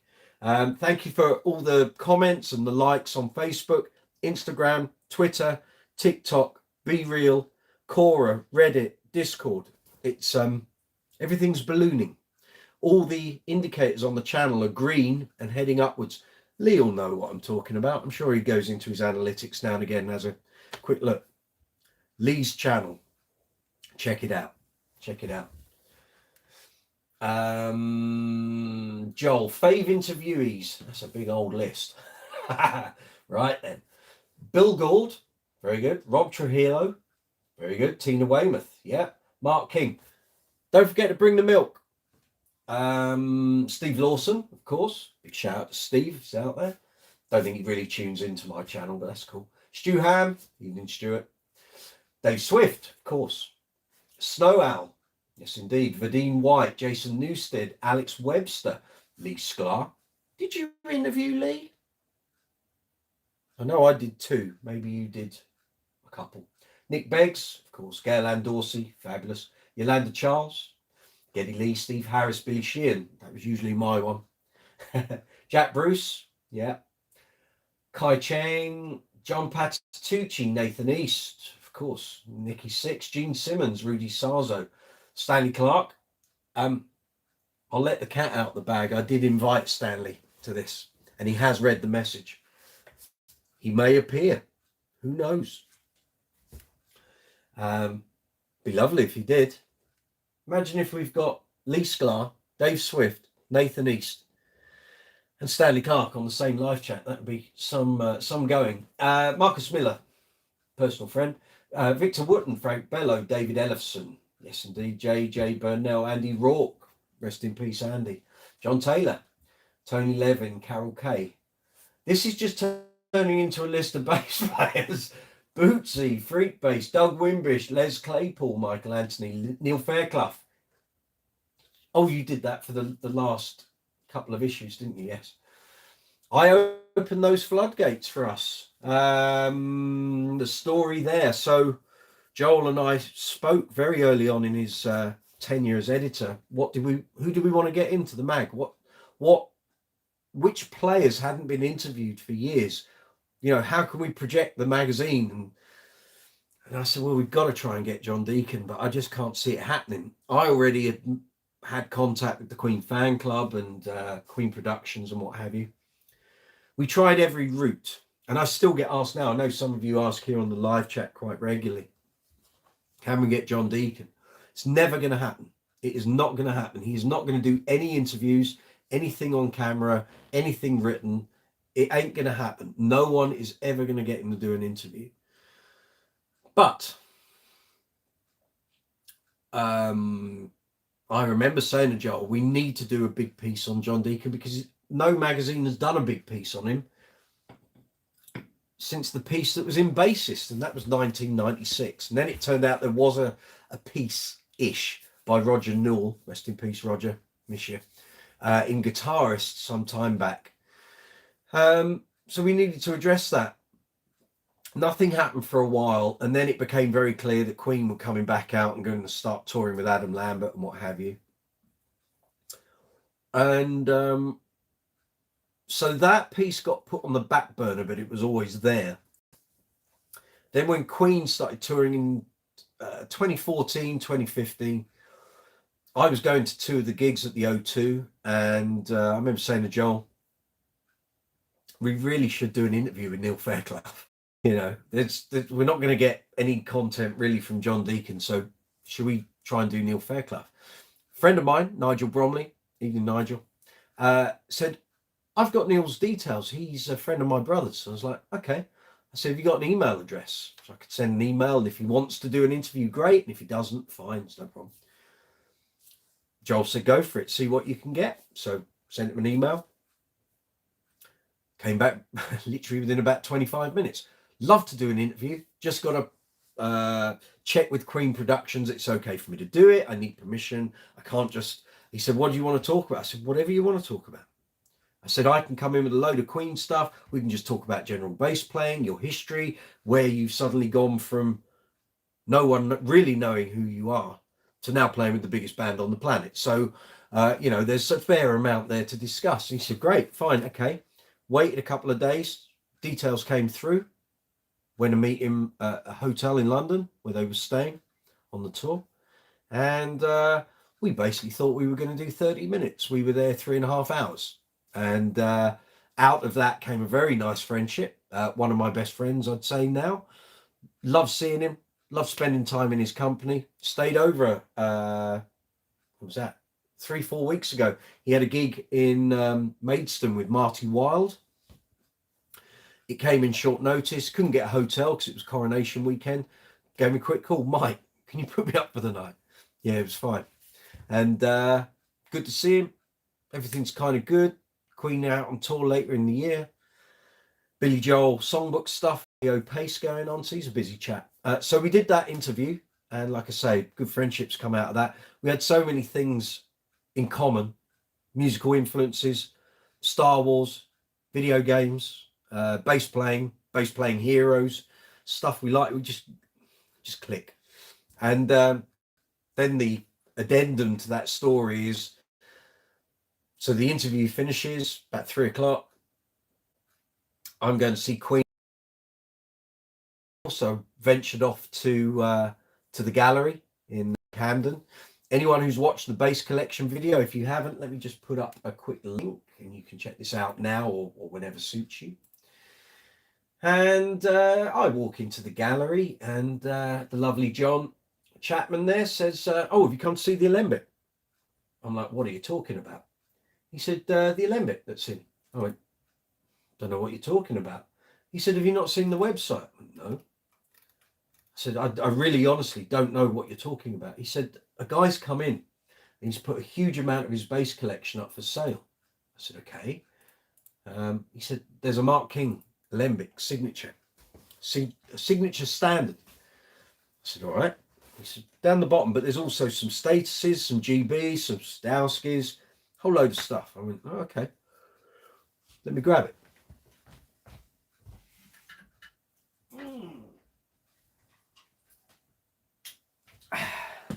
So this little beauty was there on a stand.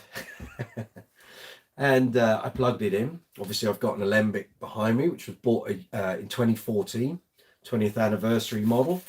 And I plugged this signature standard in, and it just sounded completely different to the 20th anniversary. So clearly I spent about half an hour playing it. He said, do you want it? I said, absolutely.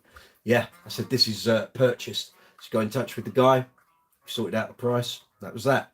So I got to meet and interview Neil Fairclough at lunchtime.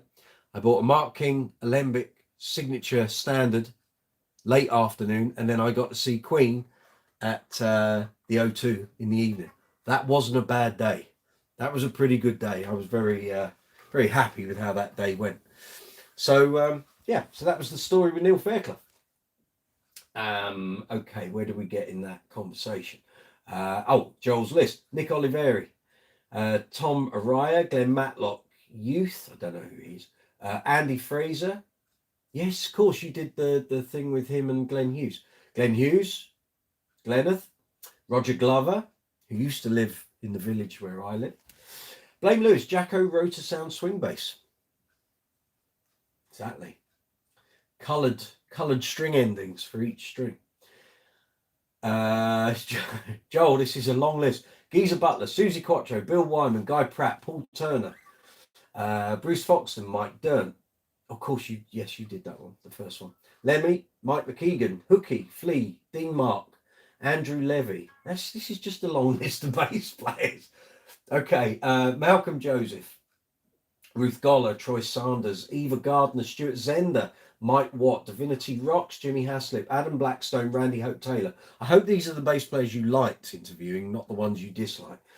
Jeff Berlin, Kyle Eastwood, Ian Hill, Fieldy, V-Man, John Thorne, Esperanza Spalding, Jason Monmoir, Gary Sinise, and about 500 others are ones I did personally. Never got to do Macca or JPJ. I can't believe he didn't do John Paul Jones. I can't believe that didn't happen. Because he was in the magazine several times. So, did you miss that email? Possibly. Not really, yeah, Martin. Not really narrowing it down there. No, indeed. Patrick Sweeney, I should explain. Phil is Jules Holland's musical director. I'm sure Dave will correct me if I'm wrong. Very good. Blame Lewis, that's just showing off Joel. Yeah, I did interview Daryl Jones. Very nice bloke. Yeah. Kev Smith, good evening. Good to see you. Last one, live chat 50. After tonight, it's impromptu live chats for 3 months and live chats on the last Tuesday of June, July, August. Next live chat scheduled is the 27th of June. So a month today. But there will be impromptu live chats, as there was on Sunday. So if you aren't subscribed to the channel, you might want to hit the subscribe button, hit the notification bell, and then whenever I do an impromptu live chat, which could be on a gig, at a festival, I might have a famous bass player with me. You don't want to miss out on this stuff. Martin, feels like a party in here, so I've opened a bottle of Glenmorangie. Good man, that's what I'm talking about. Well done, Martin. Fabulous. Thank you for your support. Good stuff. Here we go. Stacey, hey, George and Kevin, we've got Mr. Leland Sklar checking in. Mr. Dave Swift in the house, and Joel McIver, Mike's editor from Bass Guitar and Bass Player. Yes, indeed. Pulsar, good evening. I don't think you've been here on the channel before. Good to see you. Thanks for coming in. Dave Swift, Martin, probably my favourite artist to meet and play with was Al Jarreau. I've always been such a huge fan of his, so it was a great honour and pleasure finally meeting and working with him. Dave has an extensive list of luminaries that he's worked with. Sorry, I haven't put up the bass collection link. There we go. Yes, Dave is the envy of most bass players, but the fact that he's such a lovely chap, and we always have a good time with Dave, don't we, Joel? That it's always good fun. And the lovely thing is, even though the bass shows aren't happening anymore, Mag's not really happening, we all kind of stay in contact, and I'm sure there's going to be some sort of get together at some point. I've no doubt something will happen, probably sooner rather than later. So that's something to look forward to, I think. Stacey, did anyone ever get a shot at interviewing session bassist Scott Edwards? I remember a load, both you, Stacey, and a couple of the American friends mentioning him before. Yeah, did Gloria Gaynor, Donna Summer, Hall & Oates. He died in 2022. Yes, he did. I don't remember him ever being in Bass Guitar magazine, but highly possible he was in Bass Player. But I don't think any of us have a big enough brain to have stored that nugget of information. There isn't a definitive list of everyone that was in it. Although I could probably try and collate one at some point. Yes, Swifty is the man. Yes, he is. The lovely thing is when Dave or Joel come in a room or in a pub, you know you're not going to get any trouble, because Dave's about 6'6" without his heels on, and Joel is a nice sort of rounded shape. So for someone of my waif-like form, I always knew I wasn't going to get any trouble. Great. Now I do realize now we have the two main protagonists on the chat who are responsible for turning Billy Sheehan whiter than this t-shirt, looking like Casper the Ghost. So for anyone who's unaware, I can't remember if I've mentioned this on a live chat. I might have done, but I might have skirted around some of the issues. And now that we have the two main protagonists, if I've missed something, they can fill in the blanks. So London Bass Guitar Show, March 2015. The first time, and there is a photo on my Facebook, I'll try and put it up again at some point. We had Doug Wimbish, Billy Sheehan, and Stu Ham all together. Then throw in the mix Mark King, Dave Swift's in the room, various other bass luminaries, but it's the first time that Mark King and Billy Sheehan had ever met. But to have Billy Sheehan, Stu Ham, and Doug Wimbish in a lineup with me, and I was like, prayers are answered. You know, that's Holy Grail stuff. So we go to the pub over the road for the post-show knees up, really. So I end up going, I have a quick swift one. Mark King comes in the door as I'm going off to get some food. Fine, I'll catch him shortly, not knowing he was about to disappear anyway.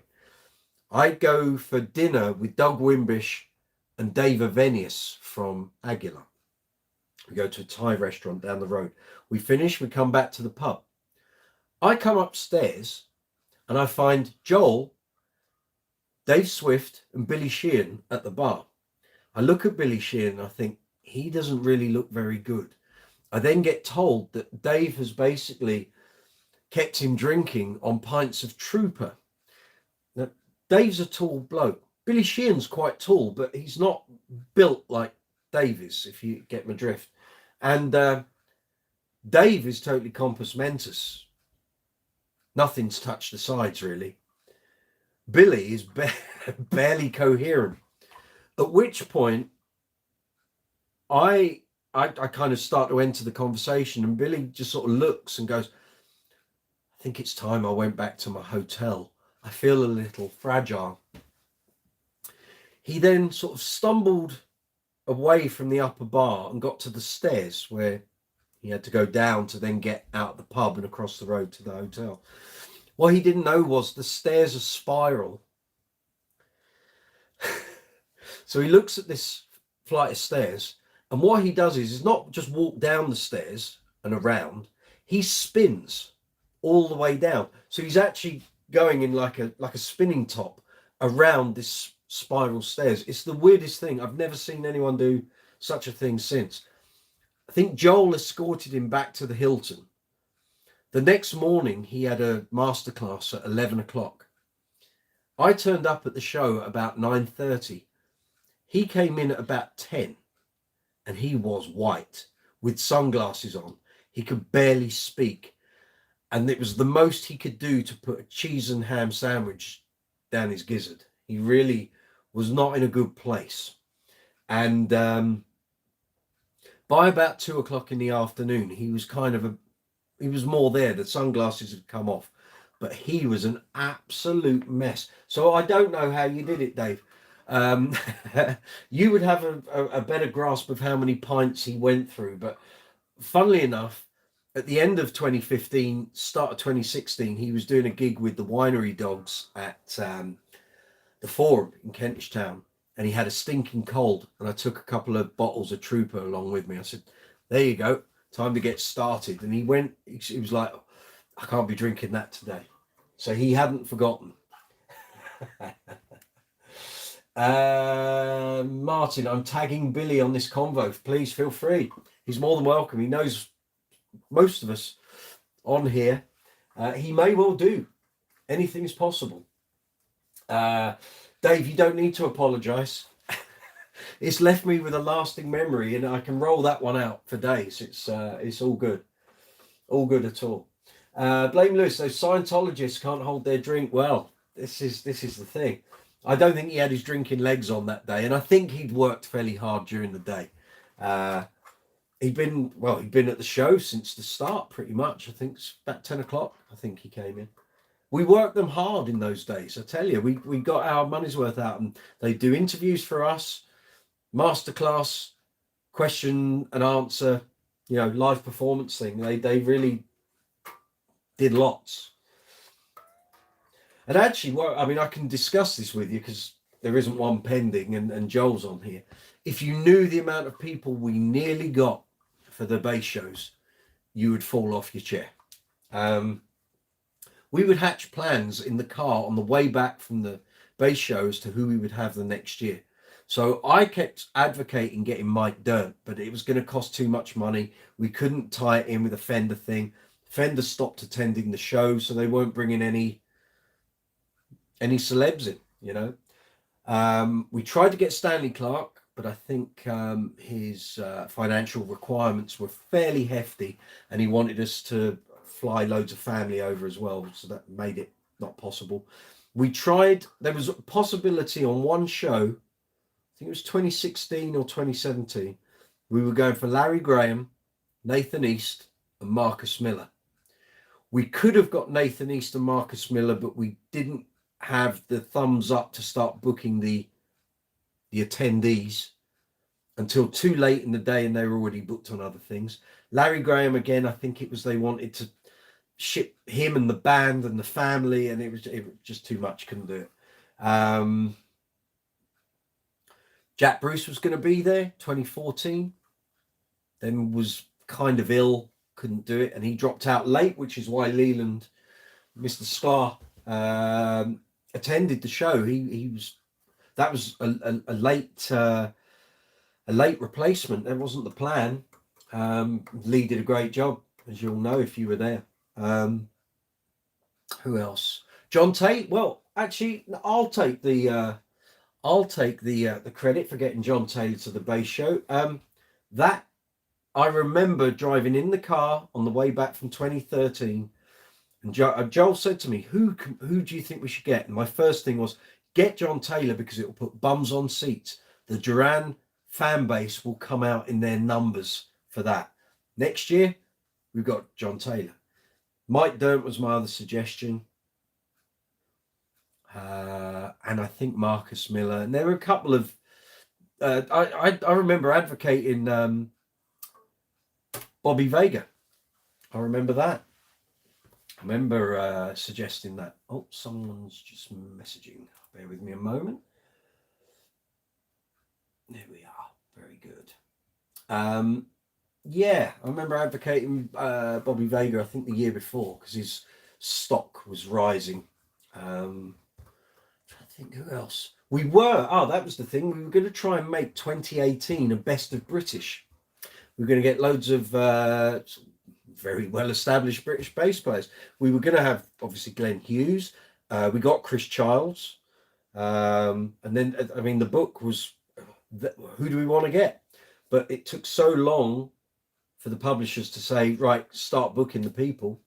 Again, by the time we started trying to get people, they were booked. They were already out and about and pre-booked, so it didn't happen, unfortunately. Paul from Glasgow, good to see you, my friend. Hope you're well. You'll enjoy this live chat. We've got Dave Swift from Jules Holland's band. We've got Leland Sklar. Exactly, bass legend. We've got Joel McIver, my former editor from Bass Guitar Magazine, Bass Player Magazine, author extraordinaire, spoke to more rock bass players and rock celebrities than I could shake a stick at. I've got to try and remember I don't forget anyone. It's turning into a flurry. It's all good. Dave Swift, just say no to the nightcap. Yes. I don't think Mr. Sheehan partook of a nightcap that night. Ben Kennedy, another tonal feature I've been considering was pickups. Very good. Currently got the standard Alnico V pickups in the P bass, but was toying between the Seymour Duncan SPB 3s or the EMG GZRs. Any thoughts? Yes. Depending what you want tonal wise, I can strongly advocate the Aguilar P60, which is fairly hot, fairly substantial, really good tone. I played a couple of Queen tributes, and I've got a Mexican Precision black scratch plate. Actually, it's in the rack. I'll get the bass. Hold on. A lot easier to talk about something when it's in your head. Let's go. Where are we? Where's my bass? There it is. So, here we go. So this was a Mexican P bass, 2018 model. Nothing dazzling. Bought from Andertons here in the UK. So I replaced the scratch plate. Came with a white one, so you need the black one, obviously, for John Deacon. Aguilar P60, hot pickup. Changed the hardware for gold. Wilkinson Bridge. What else do we do? Change the tuners, so we've got hip shots on here. Different string tree, of course. And that was it. So I love this pickup. There's a million P replacements out there. If you want something really hot, go for a Damasio, maybe. I think the Damasio Relentless pickups have a split coil. But I mean, the things you're suggesting there, Seymour Duncan, yeah, EMG, all these things are good. They just have slightly different tones. So it's kind of based on what you want and what you want to get out of your bass. If you want flexibility, you want something that's not too, has like a really strong characteristic. So Damasio would have that. If you want something a bit softer, less sort of, character is what you. So if you want character, then fine. That there are plenty of pickups out there that will do that. If you want something a bit more all-encompassing, take your pick. I mean, an active EMG in there is good, or a passive EMG is going to be pretty good. But I really love that Aguilar pickup. The best thing to do, because it's thing with pickups is until you buy them and put them in, you don't know what they're going to sound like. And you can't go to a shop and say, oh, can I test that one? Can I test that one? Can I test that? They're not going to stand there and solder them all in. So the best thing really is either go to a shop, and if you can find a number of basses that are similar to what you've got with different pickups in, great. That's not always possible though. So your real point is going to be use YouTube and listen to demos, because a pickup sound, if the channel is doing it properly, they should be playing a string and moving across the tonal control, you know, so you're getting all the color, all the tonal possibilities. There's also the possibility, if you're thinking about doing this, have a look at John East's replacement P circuit. You can actually, I'm trying to think what it is. Dave might know, actually, you're a good friend of John East. He does a circuit, and it's kind of like it gives you an active facility, but it's not. It's just like more tonal options. So have a look, check it out. And I think he's actually got some demos on his YouTube page, so you'll be able to hear how it sounds. But John's a lovely guy, and if you want to buy one of those P replacement circuits, you can actually go to John. I don't know where you are based. You can go to John and he'll fit it for you and guarantee it, and he's fabulous. Love John East. Evening, John. Neo Land, good to see you. Peter, say hello to Dave Swift, Leland Sklar, Joel McIver. We might get Nathan East. We may also get Neil Fairclough. We will see. Maybe even Billy Sheehan. Maybe a little dehydration involved with Mr. Sheehan. Yes, indeed. I think he might be out on tour, though. I don't know if he'll make this, but he can always watch the live chat later. Billy, if you attend, or if you watch this at a later date, hope all is well. Good to see you. Tom Sage, with your memory, Mike, I bet there's plenty of stories to tell like that. One day I'll write the book. I might get Joel to be the writer. How about that? Paul from Glasgow, YouTube is an influencer. Hi, Mike, it's Paul. Things didn't go my way for the last 7 days. Sorry to hear that. As you know, you'll respectfully read it and get back to me if you want, and you always have out of way to say hi anyway. I will message you via email later on, sir. Thank you for attending the live chat. Thank you for coming on. I'm sorry to hear everything's not been great. Yeah, if you want to send me an email, feel free. and I'll check it out as soon as we finish the live chat later on. So bear with me on that. But as soon as we're finished, I'll check out any email. Joel, Mike also knows a lot of stories that can never be told. Yes, many of those. Yes, indeed. The world of rock and roll. Hey. So there.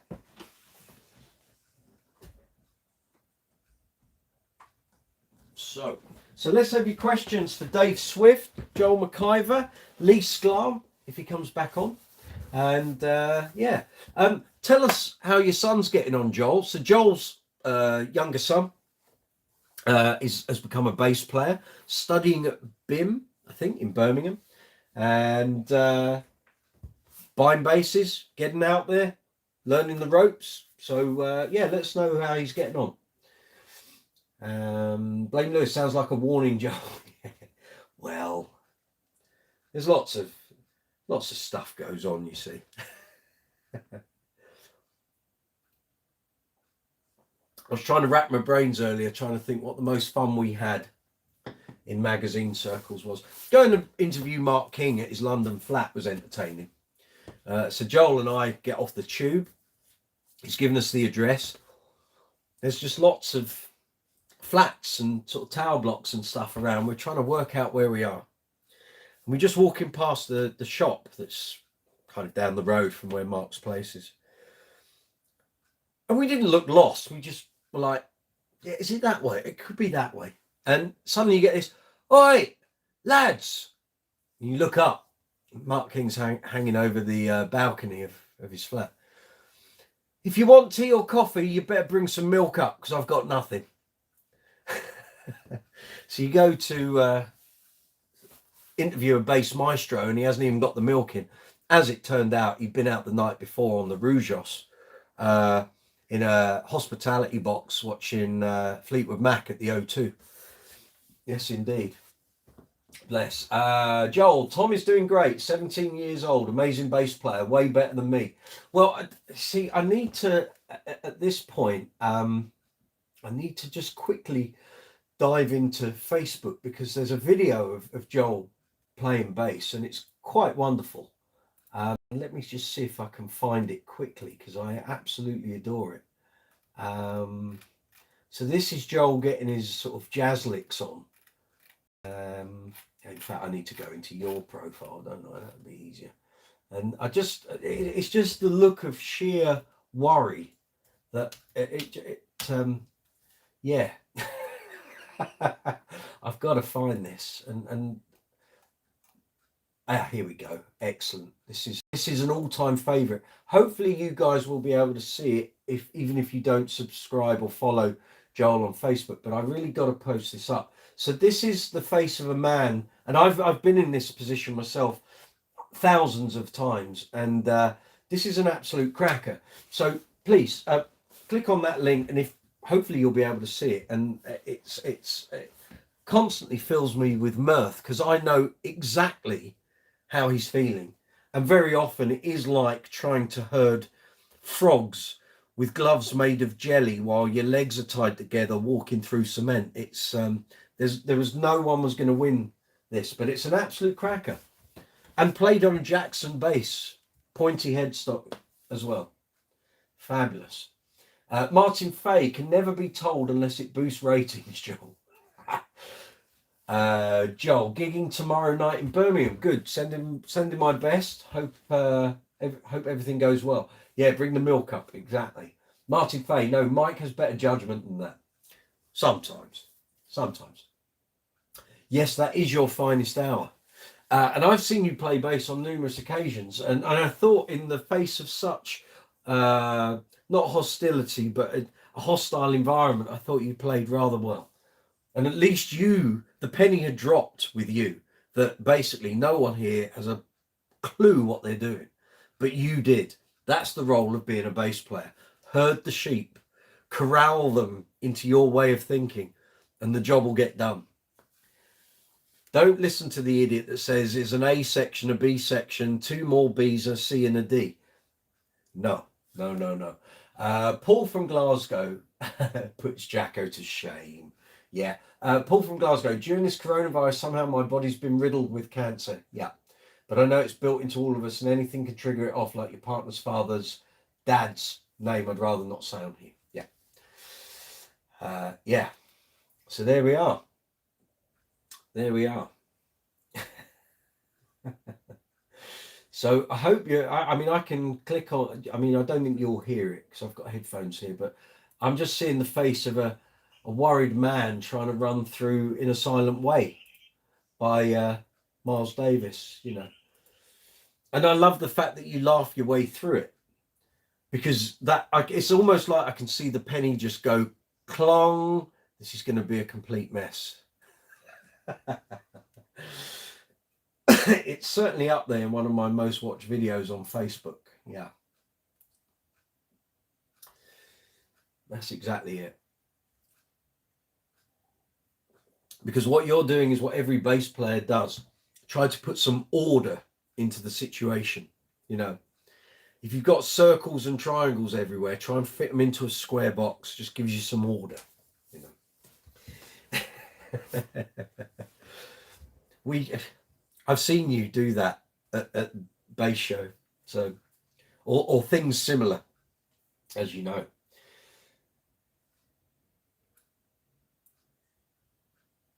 No, he's not, Joel. He's not.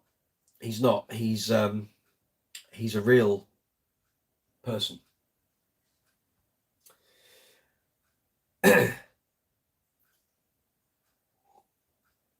I'll explain all another day.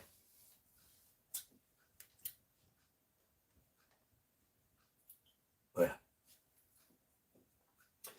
That's all. It's all good.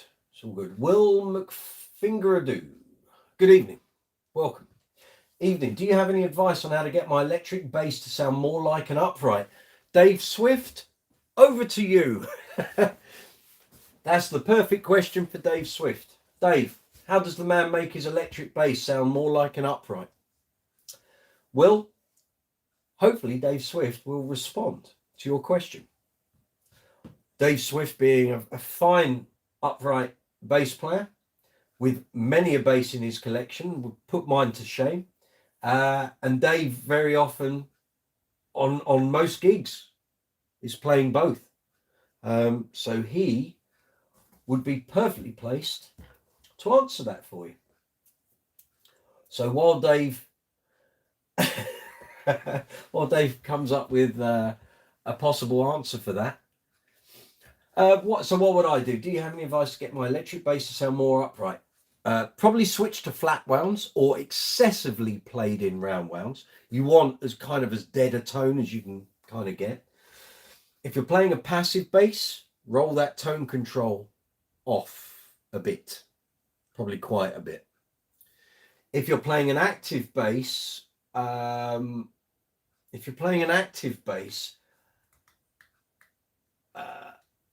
well, you kind of want everything flat or even less. You're going to roll off a fair bit, maybe a touch of bass boost, maybe. Basically, you don't want too much string noise. You're going for thud more than tone necessarily. You might want to play with your thumb, so downstrokes, maybe. And also maybe look at either putting some foam in your bridge or something like the Groove Gear Thump. Let me show you. And if you want one of these, click on the affiliate sale links in the description box below. You can find these. So this is called a Groove Gear Thump. So it's basically got sort of felty sponge in the middle. And all you do is you put this over the strings. So it works in the same way as putting a foam mute around the bridge. So it literally just goes over the strings like that. And it deadens off the response. So without that, and then with it, you might not hear it because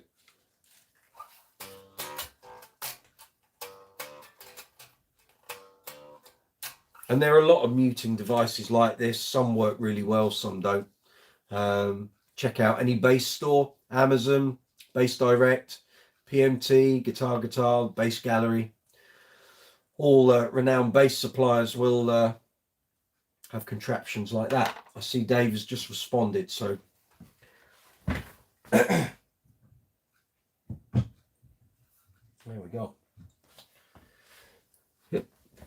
Right, let me get back into the thing there.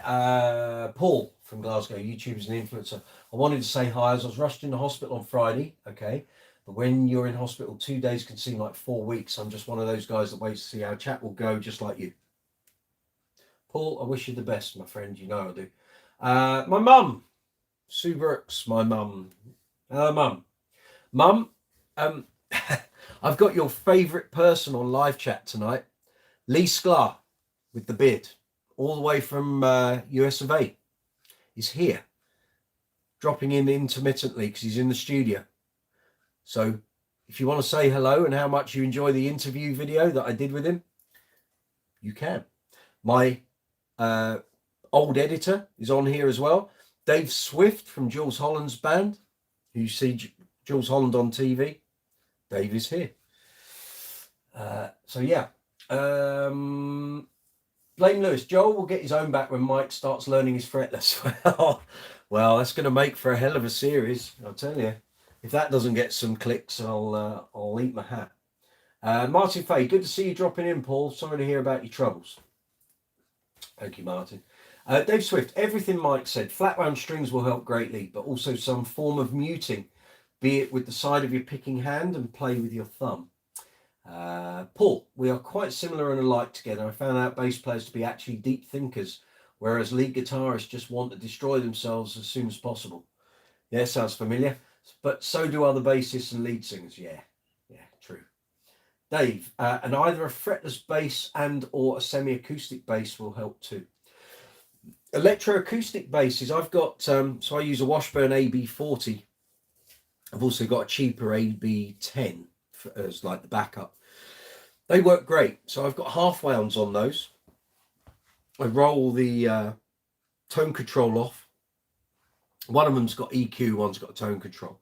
And again, play with the thumb and you can start replicating upright bass quite easily because you're getting that sort of the relationship between the strings, the pickup and the acoustic nature of the instrument. You want that resonance, but if you want it to sound uprighter, you don't want too much sort of brilliance or presence. You're going for sort of very low mid thump with some bass EQ. You don't need top end or high mids. Stay away from that. But that kind of works. So you know, if you don't want to go for an upright and buy one, but you want something along those lines, then look at an electroacoustic bass, or you might even want to look at the Ibanez. I always forget the number. Is it SRH 500 DEF? Dave will know. But anyway, let me get one out and I can show you. It's not that one. It's not that one either. Too many bags. Is that? No, no. It is. It's that.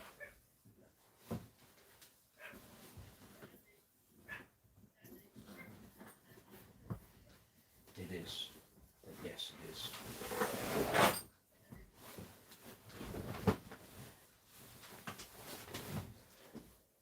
Bear with me a moment, guys. Right, this is what I'm talking about. Yeah. So this was a bass I reviewed at PMT back in, oh God, now that was a while ago. Late 2017. So it is the SRH 500 DEF. There we go. So this is an Ibanez bass, quite a thick body depth, good for an acoustic instrument, but it's got all the usual Ibanez hallmarks. Doesn't weigh much, lovely slim neck. It has piezo volumes for each string, so you can tailor the string volume how you want it. So if you're never really using the top two, you want the bottom two to really be quite thunderous, then you can adjust it that way. If you want it even across the whole instrument, you can do that. So it's literally just a volume and a tone control. Battery in there, obviously, for active, for the piezo. And it just plays great. So again, you know, it can be bright. Naturally, it can be.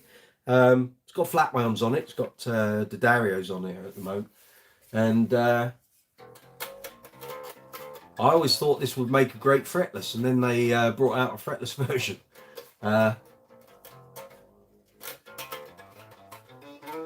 It's out of tune as well. But very easy to play, easy to wear. It is a bit broad, but they're great. Not particularly expensive either. And if you want like a Jacko kind of fretless tone, you can get that on here without having to defret it. It's kind of there already. But if you want it dulled down a bit, let's stick the old mute on.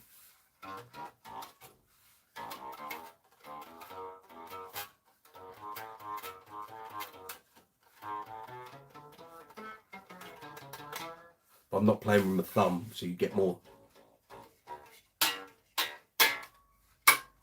That's kind of dead. Yeah. If it was amplified, you'd hear it a bit better. But it works great. And like I say, they're not especially expensive. So if you want to go down that route without having to buy an upright and spend a lot of money, you might find you get the tones you're after anyway. Let's have a look. There's a lot of messages coming in. It's great. Thank you very much, everyone. I'll do a quick big sell because I haven't done it since we started the live chat. So I'll come back to the messages in a second. So this is Brooks's Bass Corner, live chat number 50. Last one before the summer holidays. The next live chat scheduled will be the 27th of June. Then there'll be one at the end of July, end of August, and then we'll start again on the weekly live chats when we get back into September. So you're very welcome wherever you are in the world. Thank you for attending. I really do appreciate it. If you aren't already a subscriber to the channel, please feel free to hit the subscribe button, hit the notification bell, and please give the video a thumbs up. I'd really appreciate it, and so would the YouTube algorithm.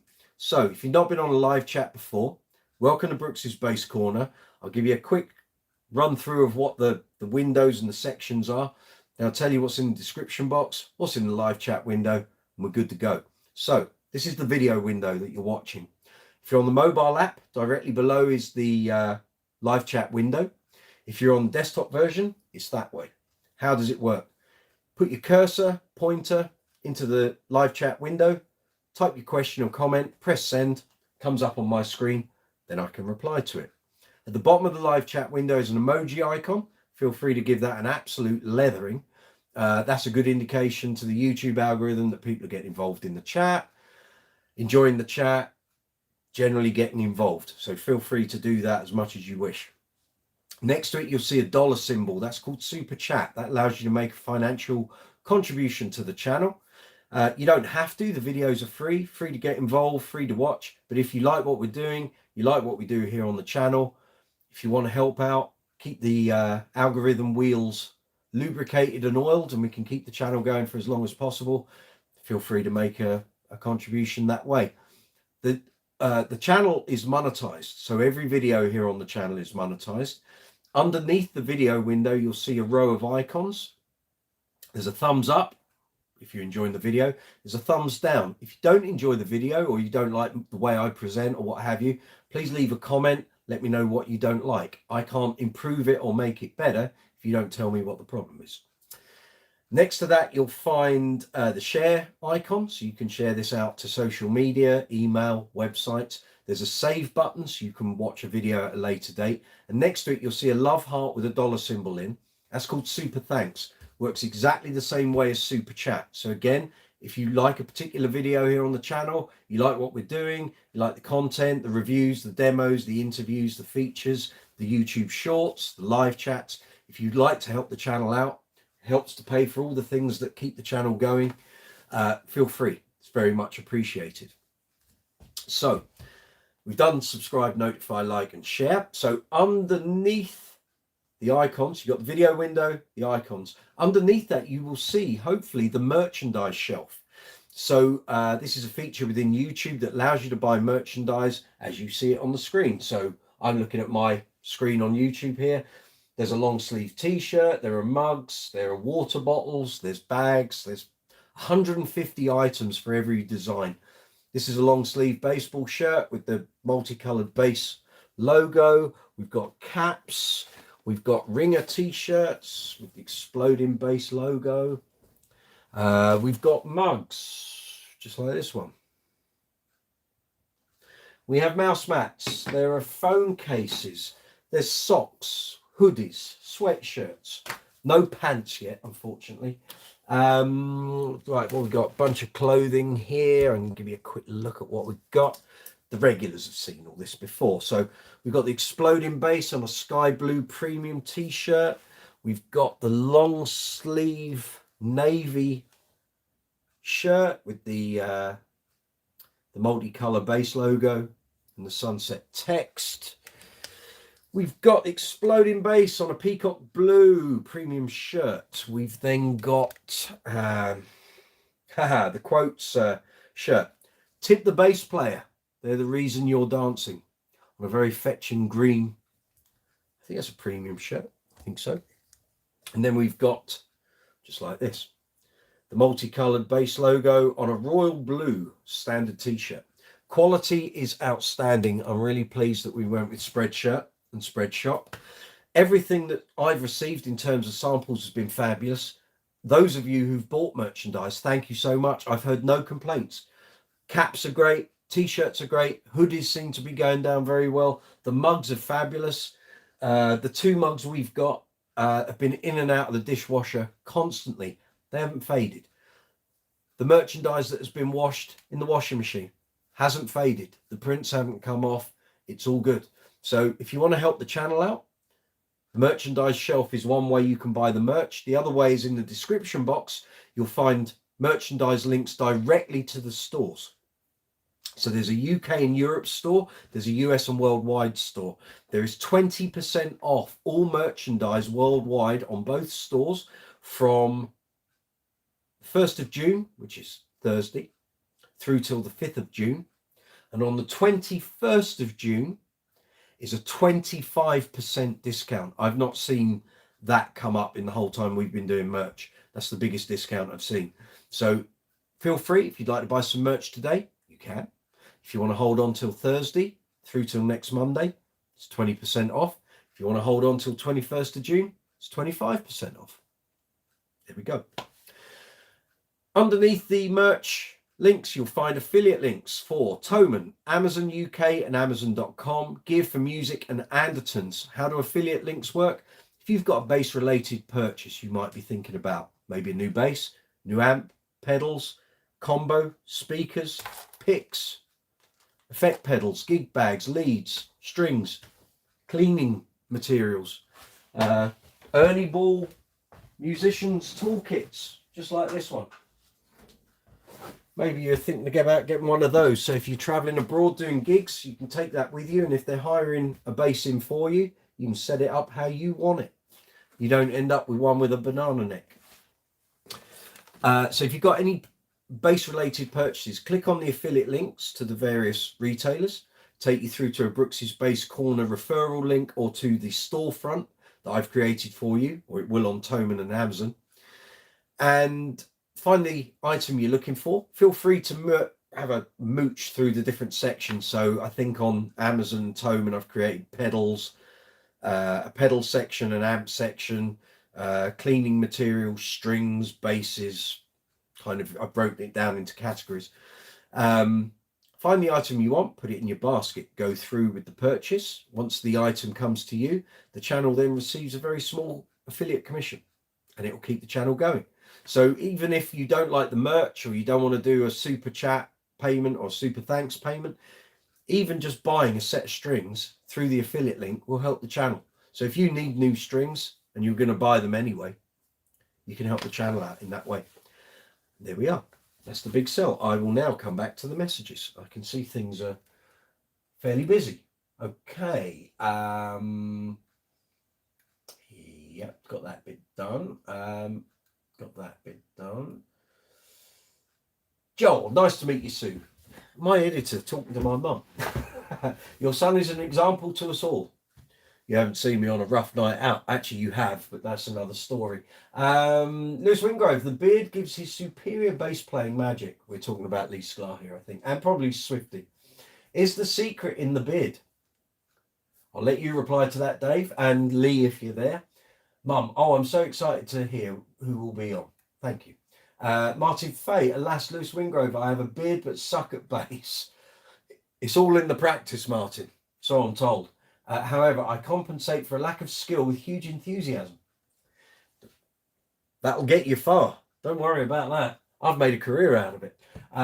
Blame Lewis. Mark King was going to be on until he heard there was no milk. Yes, that wouldn't surprise me, actually. At least he responded to my invitation. Yeah, I didn't hold out much hope for Mark attending, because he does like his peace and quiet. And yeah, but there we are. Lewis, yeah, Joel, I played an Ibanez SRF 705 this weekend and has an extended 30 fret board. Yeah, you'll be replicating the Warwick Infinity bass that I talked about in last week's live chat, the one that we had for review that meant BGM lost all Warwick review gear for 3 years, I think. I bet that was a fair old reach. 30 fret, lovely. Neoland, Peter from Holland. Question for Lee, if he's still out there. We all know Stratus, of course, but how did that bass line come about? Was it written out by Mr. Cobham, or... Oh, I've gone too far, sorry. Or is it what came to mind after hearing the drum part? Do you know that, Joel? I think that might have been a question Joel might have answered in a previous interview. I know I didn't ask it. Probably because I think I might have read Joel asked him. You might know that one, Governor. Will, thanks, Mike and Dave. Pleasure. That's what we're here for. That's what we do here on Brooks's Bass Corner on the live chats. It's all about advice, helping each other out. I was saying to Dave earlier when we were discussing him coming on, you know, we've helped Texas Iguanas buy a pedal board and set it up. The amount of questions you guys have asked, you know, recommendations of gear, pedals, strings, how to EQ thing. It's what it's all about, you know. And people like Dave, people like Lee, me to a much lesser degree, we're gigging. We're out there doing it. So, you know, you can gain a fair bit of bass playing experience in your bedroom and at home and what have you. Till you get out there and actually do it, you aren't learning much. It's when you've got to do it in a live situation and either people have paid money to come and see you or a venue is paying. Money is the denominator here. So when people are paying you to perform, you got to perform. It's a bit like Lee being in the recording studio. When that light goes on, you got to deliver. You got to come up with the, you know, the skills to do it. And there's no better way than getting out there and gigging. And you know, I feel for Joel's son. He's trying to make a career coming through being a musician. A lot of the venues don't exist. The places I used to play don't exist, or they don't have bands, or they're now flats. The opportunities for up and coming bass players to actually go out and play is diminishing by the week. And I don't know, who was I talking to the other day? Talking to someone on a gig, and it's like, who's going to replace, you know, people like John Giblin, who's just passed away, Andy Rourke, you know, Tina Turner passed away. Where are these? There are people out there, but it's just not a going concern as it used to be. And I know Joel and I said this a while ago. It's like, well, you know, you can't keep reiterating the same bass players every issue, and it kind of becomes a cycle. But where's the new blood coming from? And Joel did a great job of trying to get as much of the, you know, give people a platform to say, hey, this is what I'm doing. But if we actually went back through a lot of the older issues, you may find a lot of them have either given up, or the bands have gone, or they've just gone off into another career, sadly. But I know when I was looking back, oh God, when did I do that? Probably about 2015 was probably, I had to look back through my old diary, because I left my old Busy Covers band and I was going into a new one.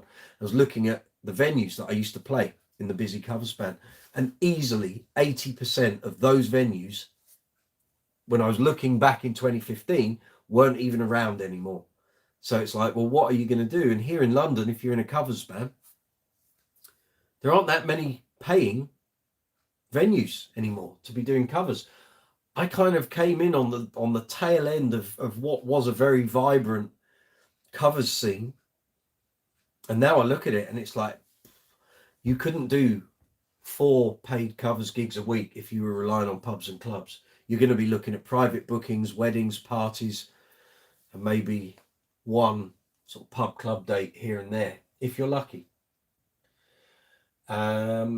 Okay, Paul from Glasgow, letting you know that I was rushed into hospital sooner than later, like your partner's father's name. I really don't want to say over.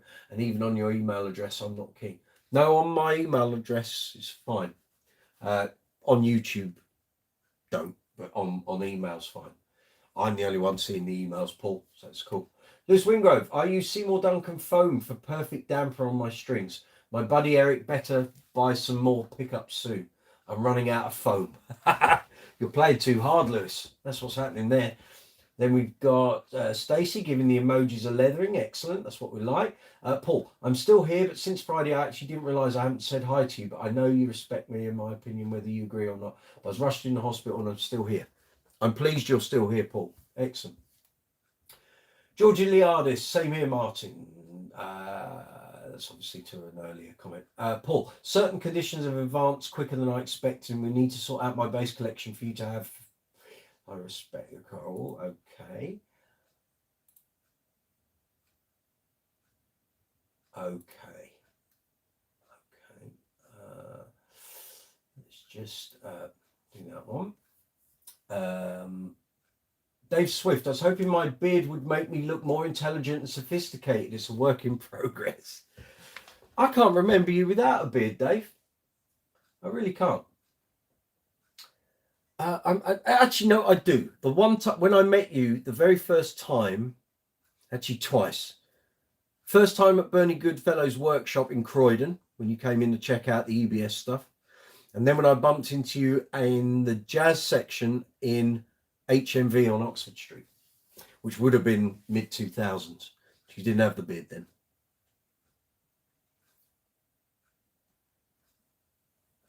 Halcyon days, my friend. Halcyon days.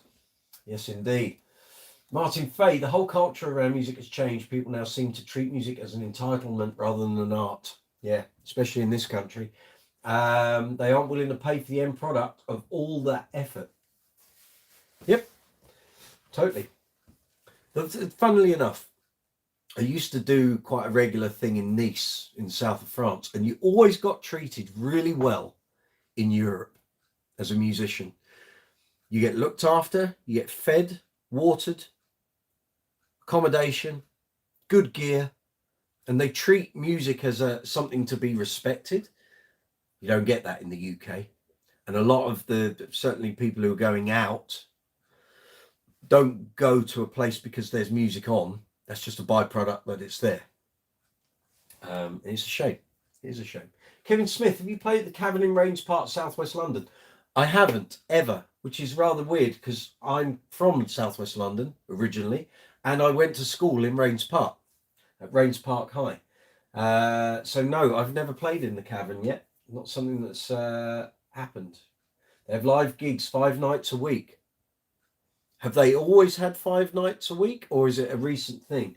Because I would wager if that's a new thing, that won't continue for long because they won't be making enough money on it. Having done covers for more years than I care to think about, 28 years, I know how places that do this, we're going to have live music loads of nights a week. Suddenly it drops from 5 to 4 to 3 to 2 to 1. Seen it happen often, which is a shame. Yeah. Patrick Sweeney, totally agree, Martin. People consume music for free these days. This is it. They go what they expect. You know, you can have Spotify for free. You can access all that music, although with ads, and also on YouTube. You know, they can just go and click on a song. I sometimes use YouTube if I've got like a debt list that I had to rattle through really quick. I haven't got time to go into my music collection and create a playlist. Too time consuming. Much easier just to sit here with YouTube and type the song in the bar and learn it and on to the next one. Musicianship is undervalued and not appreciated in the way it used to be. Well said, Martin. Oh, Patrick, sorry. Well said. I agree. Couldn't agree more. Yeah, so there we go. So, what gigs have people got coming up? Let's know. Anyone bought anything new? Any new basses, any new pedals, new amps? Anyone looking at some gear? I know Joel invested in a new instrument for his son at the weekend. How did that turn out? And did Martin and John agree to do the fret lines for you? I'm hoping they did. So when you rang, I was actually going from a vocal session to a gig in Salisbury. And the sound in the car was so loud, I couldn't hear everything you were saying. So when you mentioned Martin Sims, I assumed you wanted LEDs in that bass. I didn't originally hear that you were talking about having fret lines put into Tom's bass. So I had that done years ago on this. Let's get this. This doesn't get much of a showing, so let's get it out of the rack, shall we? So for most of you, you'll know what this is. So we have a Kubicki Factor here in coral pink. So this was originally a fretted instrument. Around about 2002, I wanted to have a fretless in my arsenal, if you'll pardon the phrase. And I didn't want to get rid of this bass to then buy a fretless. It's got an ebony board. It's Kubicki Factor, for God's sake. So I had Bernie Goodfellow take the frets out and put maple lines in, and it works great. It plays great. As you can tell, I'm no fretless player. That's why we're going to embark on the fretless odyssey over the next couple of months. So keep your eyes peeled here on the channel. That will be happening. Just got to have the time to get started on it and sort of plan it out how I want to do it. So it should be rather entertaining. And I'm sure you're going to hear some choice playing from me. But that will be coming along very shortly. Oh.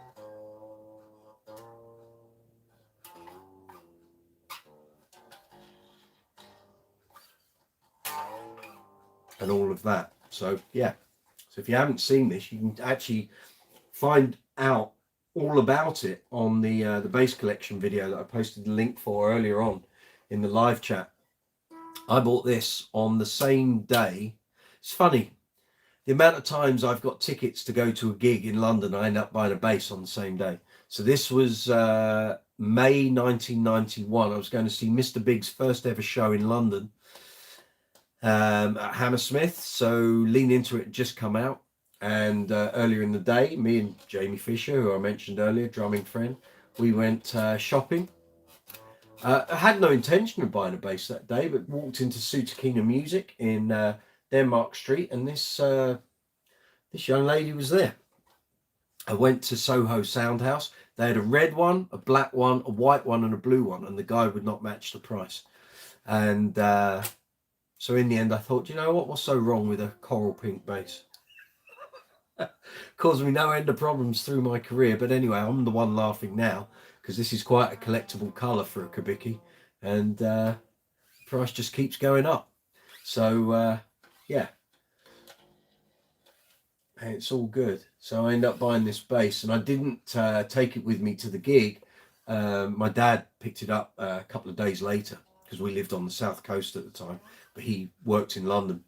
So when he came back at the end of that week, he had the bass. I'd already paid for it, but yeah, there you go. Unfortunately, this is going to make a lot of you wince. It got a hell of a battle scar right there. Yeah, it broke my heart when it happened as well. And it's got a few scuffs on the back from stupidity. Yeah, I had it on a gig. I had it for lots of gigs, and I was having to climb over a flight case to get onto a stage at a gig, and there was like a canopy, hard canopy above the stage. As I jumped off the flight case to get onto the stage, I had the bass on. I jumped up, my head hit the top of the corner. I had blood streaming down my face. I had to do the set, and unfortunately the bass dropped. As I hit the thing, I went, ow! And the bass just dropped and hit the top of the flight case. And that was that. It's been there for 27 years. It'll live. But I'm not getting it resprayed. Let's have a look. Neil Lamb bought an Ibanez DWB3 this weekend. DWB3, what's that look like? So I'm just going to have a quick look. Can't comment if I don't know what it looks like. Oh, okay. Oh, you're a lucky man, Peter. Very nice. Oh, it's the Doug Wimbish. Oh, very good. Excellent. And how does it sound? How does it play? Let us know. Patrick Sweeney, Mike, there are a lot of pub gigs around me. Remind me where you are. Function gigs are harder to get. See, I find the opposite. I get loads of function gigs. I don't do many pubs anymore. You have to be more established and good players. True. Fortunately, we are in that respect. Excellent. Played 2 outside evening gigs. Sorry, burping. Sorry. Played 2 outside evening gigs last week. Yeah, I did a gig last night, private party. We finished at 9 o'clock. When I arrived, it was absolutely roasting at 4:30. By the time we went on at 6:30, it was really cold. I didn't have a jacket or a hoodie with me at all. I absolutely froze last night. I don't mind admitting. But I couldn't feel my fingers for the last few songs. Yeah, it was getting that way last night. You just hope your fingers go where they're meant to. Quite right. Tom Sage, awesome night, going to head off. Cheers, Tom. Good to see you, my friend. My cousin. Thanks for sorting the special guest and all for being here too. You're welcome. Neoland sounds and plays great. Standard EMGs inside. I love those pickups. Yeah, I have no complaints with EMGs. Great pickups. Most pickups are great these days, to be honest. Even on the cheaper budget lines that companies like Yamaha, Ibanez put out, they're all pretty good. You don't generally get bad pickups that often anymore. You used to. But I think it's such a fundamental part of getting an instrument to sound good. Any manufacturer that doesn't realises no one's going to buy that range if you put a bad pickup in. Martin, I'm still looking wistfully at that Fender Adam Clayton amp. Forget it. Don't worry. Go for the EBS, the new Magni combo. Much better idea. Concept really resonates with me. No, it's not an Irish fanboy thing. But the price tag makes me wince. I'm very tempted though. Mate, there's better combos out there. Don't do it. Really don't. It's a signature thing. It's like I saw someone post recently on, was it Bass Chat? Was it something else? Someone was going on about the fact there was a Fender Mark King Jazz had just been put up for sale for €3,000, and the guy was saying, "Oh, I've got to buy it, and it's like, really, you don't want to. It could have one of the dodgy necks. It will smell like Play-Doh. It won't be very good, and chances are the frets might pop out. They're not good, not worthwhile investment. But signature stuff is always like this, you're paying for the name on it, pretty much.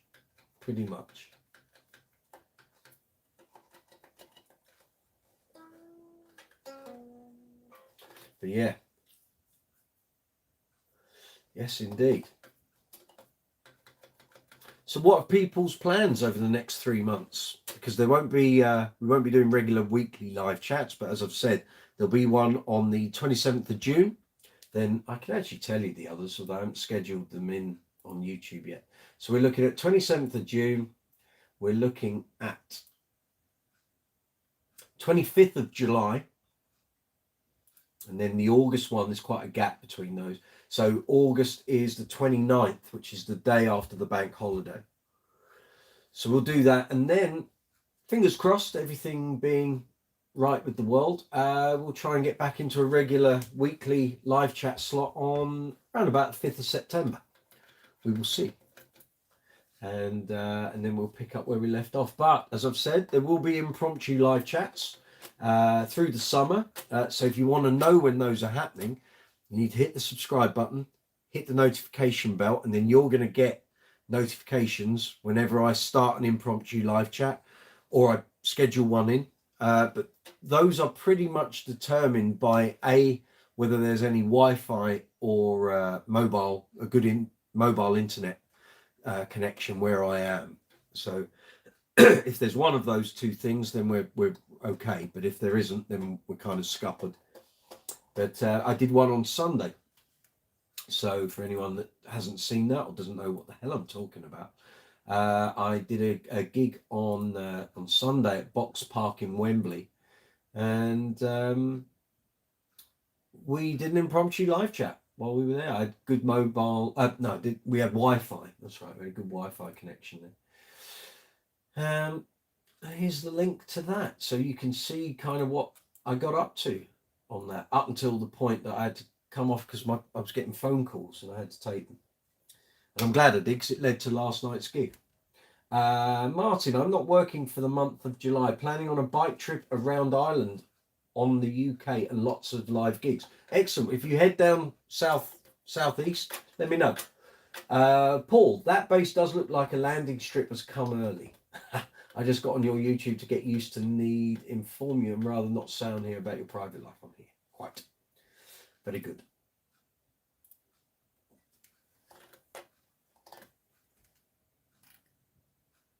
Yeah.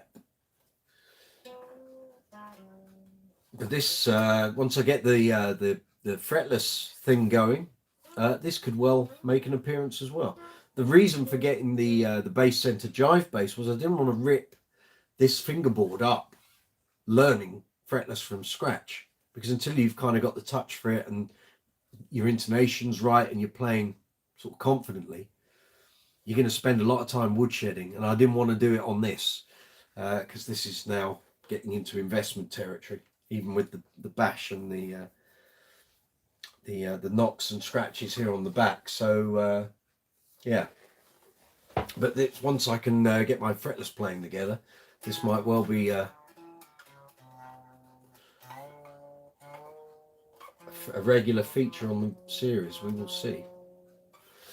But I've got the books ready, I've got the files ready. I just need to start planning out how we're going to do it, how I'm going to film it, and how I want it to look. And there we go. There we go. Is that from there? Yeah. No, it's not. It's going to hit the floor. That's not the idea at all. There we go. Saw a message pop in there. Patrick, Tenterden in Kent. Oh yes, there are a lot of pub gigs down that way.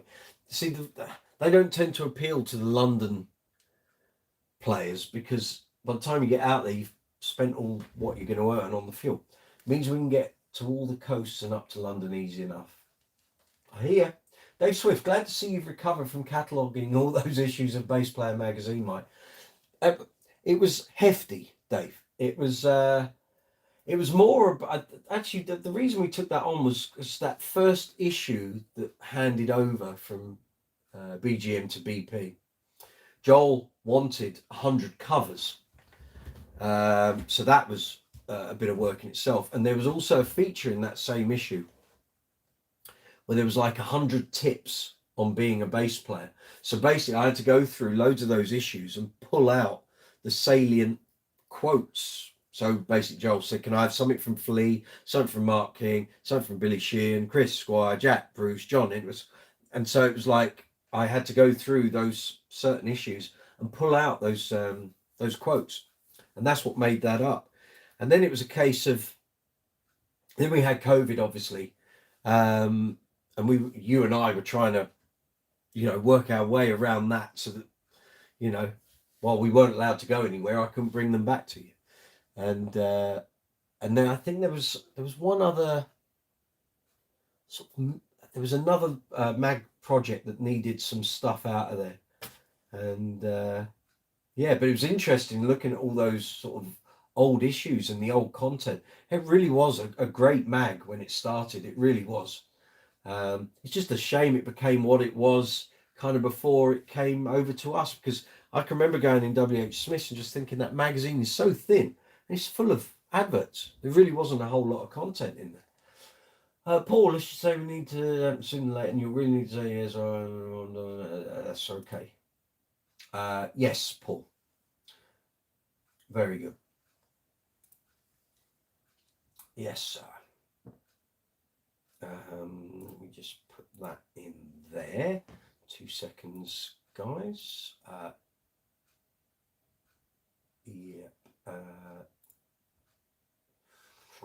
Just bear with me a moment, guys.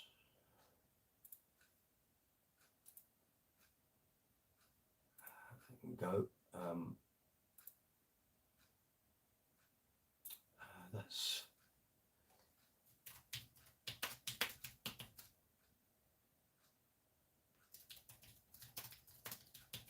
very good.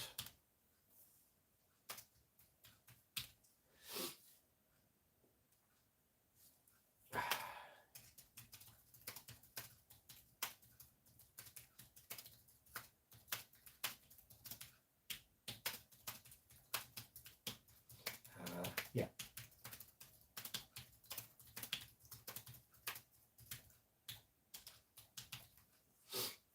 Very good.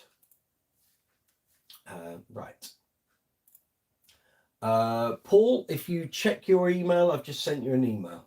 I did actually respond to an earlier email, but I think you haven't been receiving all the emails I've been sending you. So go to your junk folder.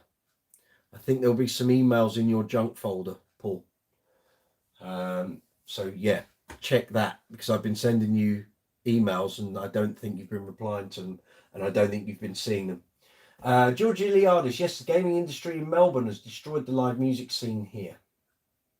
Say that pretty much all over the world, George, I think. Thanks for a great show. See you on the next one. Cheers, George. June 27th is the next planned scheduled live chat, but there will be impromptu ones. There might well be one this Friday when I've got an Uncle Funk show. Saturday, where am I Saturday? Saturday down in Christchurch, doing a wedding with a band called Capricorns.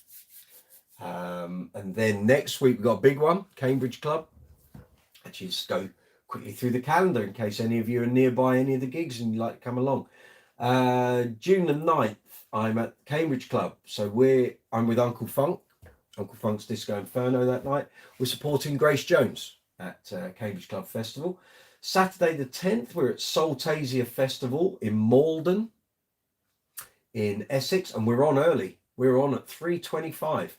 So I'm hoping I can pick up an evening gig after that. Then I've got a wedding, a couple of weddings the week after. Got a Queen gig in Plymouth, if you're down in the southwest, playing with This Is Queen, although it could be branded as a different Queen band, but we're playing in Plymouth on the 24th. Then we've got private events. Let's have a look. Then I'm playing at the Oxted Festival, which is kind of Surrey way, just south of the M25, on the 7th of July with Uncle Funk. Then we're at Camper Jam Festival, which is up near Telford in a place called Shifnal, and that's on the 8th of July. Then Uncle Funk are at the Legends Festival in Cromer in Norfolk on the 14th. Then we've got a wedding. Then we're at Stand and Calling in Hertfordshire with Uncle Funk. Do it every year. Can't wait to do Stand and Calling. We have an absolute blast. Past 2 years that I've done it with them, it's been absolutely amazing. Friday 21st of July, Chidfest with Uncle Funk. Then we're at Secret Garden Party, I think it's a company, on the 23rd. It is Huntingdon. Then what we've got, then I've got weddings, got 21st Century ABBA at the Wickham Festival down in Hampshire on the 3rd of August. Then we're playing Schmuckfest with Uncle Funk in Denmark on the 4th of August. Then we got a Queen tribute gig in Devon on the 8th of August. Soultasia Festival with Uncle Funk at Royal Windsor Racecourse on the 11th of August. We've got weddings. Legends Festival with Uncle Funk in Bristol at Blaze Castle on the 18th of August. We've got private events. I'm playing with Platinum ABBA at the Princess Theatre in Hunstanton on Sunday 20th of August. And then rounding August off, I'm playing with Uncle Funk at Goat Fest, which is in Hitchin on Saturday 26th of August. It's fairly full on. It's fairly full on all through the summer. So it's all good. All good. George, Blame Lewis. Really, George, how come? Oh, okay, right. That's a conversation between you two. That's cool. Martin, hang tough, Paul. Maybe Mike can share our contact details if you need someone to talk to offline. The publicans took the brewery and poker machine deals, and live music just didn't stack up for them. Same story you hear all the time, to be honest. It's a lot of the sort of pub and club chains here in the UK that have had live music keep trying to drop the money lower and lower. They were doing it 10 years ago. And there comes a point that you just don't want to do it. There's no point. But there's always a band or people that will do it. Usually people that have a regular day job, and then playing is a bit of enjoyment for them at the weekend. That doesn't work if you're a regular musician and you rely on the gigs for your income. So when bands batter the prices down, you can't follow. And actually that really came home to roost after the financial crash in 2008, 2009. And then with smartphones coming out and the prevalence of Facebook, suddenly people didn't need to go to agencies to book bands for wedding gigs and private gigs.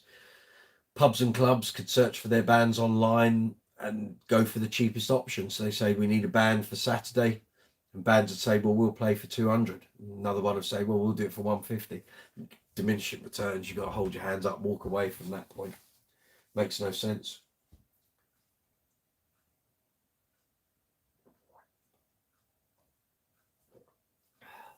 Very good. Blameless, as long as the two ABBA bands keep the same keys. Quite. I hear you. So yeah. So new content coming up on the channel. Well, I'm hoping if I get 3 hours tomorrow, I can get this Lakeland video of this Skyline 4464 finished. I was nearly finished it last week, and then the gigs last weekend robbed me of my time. So this has probably got about 6 minutes worth of editing to be done. Then I've got to do all the social media and description box and links and all of that stuff. So hopefully the review of this video, sorry, not the review, what am I talking about? The workshop video on setting it up, restringing it, doing the intonation, the action, the pickup height, all of that. That workshop workbench video is due. So that will be going up first. Then I'm going to do a video on Sunday's gig that I did in Wembley. Then there'll be a demo and review video of this bass. Then, he says, let's move that there. Then there'll be a demo and review of this Ibanez. It's the SR300EB, which there's already a workshop video for, of course, those of you who regularly watch the channel. So demo and review video of that. Then I'm going to do a workshop video on the Ibanez Thomann bass that I showed you the other week, the mint green one. So that will get done, and that will get a demo and review. And then it's kind of, what do I want to do next, really? So there's a couple of feature videos that I've got all the content recorded for. Just got to edit and script and how do I want to do it. And then I can basically go into pedal and bass review mode and put out the backlog of content that I've already got edited up and ready to go. So yeah, keep an eye on the channel. Although the live chats are going to drop off during the summer, get ready for loads of content because I'm going to have more time to get that stuff out there for you guys to watch. So there won't be any shortage of content. And I know the past sort of couple of months, there hasn't been a lot of long form content. I've done a lot of short form. That's producing results. So now I've got to balance the scales up and do some more long form content. So that will be coming out. Yep. Okay. Okay, Paul. I've seen what you've written. I've just emailed you. So yes, if you reply to my email, or you, yeah, reply to my email. It's better. So I've just emailed you, Paul. It's there.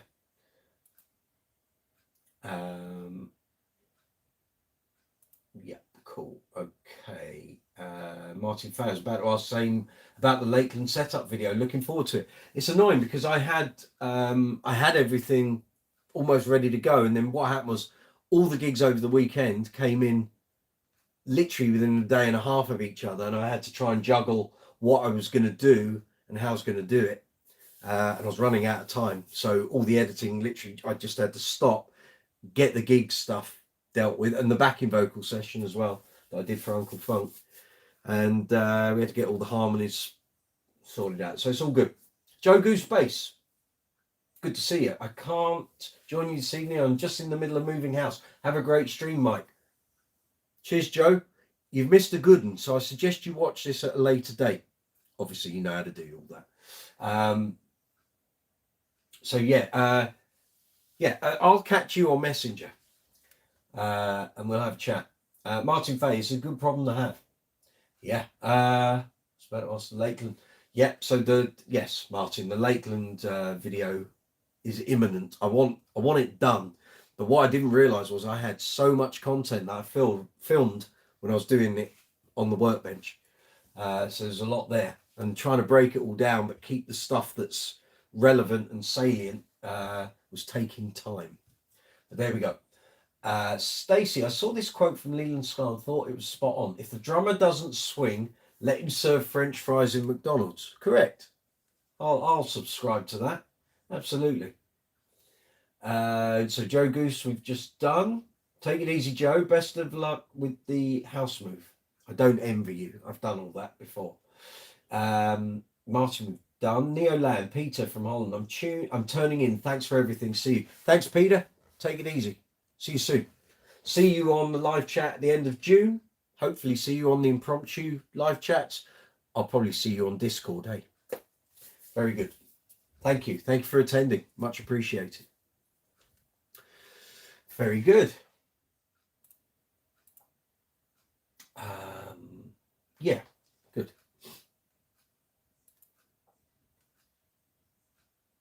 We're flying. Okay. So I'm quite happy to keep the live chat going as long as you wish this evening, guys and girls. So I will play it by ear. I'll keep an eye on the viewers and how many people are on here and what have you. Paul, message me back by email. Let me know what you need, what I need to know, and then I'll message you back after the live chat. Yeah, so I'm happy to keep this going as long as you want. So I can see we've still got quite a number of people on here, so it's all good. So we'll keep going, and as and when the numbers start falling radically, which is what tends to happen when people sort of come off the live chat, then we'll wind it down. But we're all good at the moment.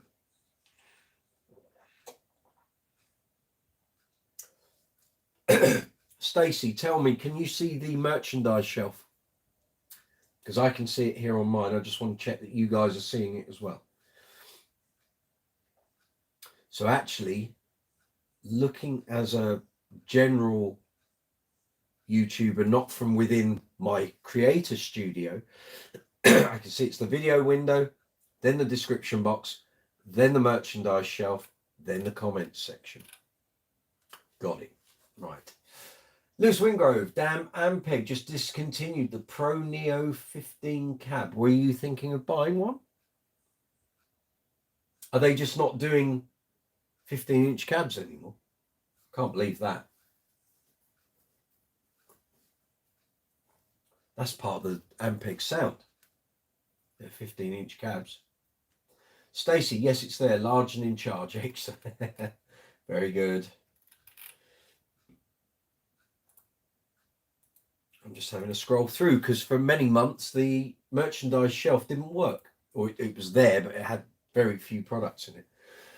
So now it's all working, which is great. Cool. And I've just clicked on a couple of products and it's all looking right. Good. Good, good, good. There we are. Lewis Wingrove, yes, exactly. I want a 410 and a 15. Well, you better buy one before that. Well, you'll probably find this stock in the channel. When I say channel, it's the retail channel. You'll probably find some retailers will now shift their 15-inch cabs at a reduced price. So you might be in for a win-win there. Mesa Boogie Hybrid Amp WD800. Okay. Well, if they're not going to produce any 15-inch cabs, I can't imagine that. I can't imagine Ampeg not doing any 15s. then yes, get onto your nearest retailers that sell Ampeg stuff and see if they've got any that they want to shift. You'll probably find you'll get exactly what you want at a reduced price.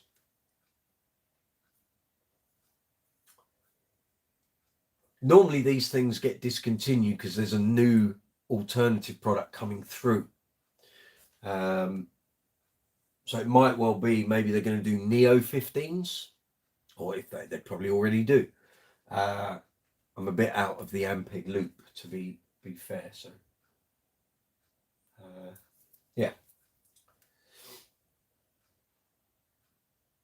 I hope you're not going to play that setup in your flat, in your house, Lewis. That's going to shake the place to its foundations. Your neighbours won't be very happy. My buddy and I can make one. I hope they sleep. I'll be in business. Understood. Understood, my friend.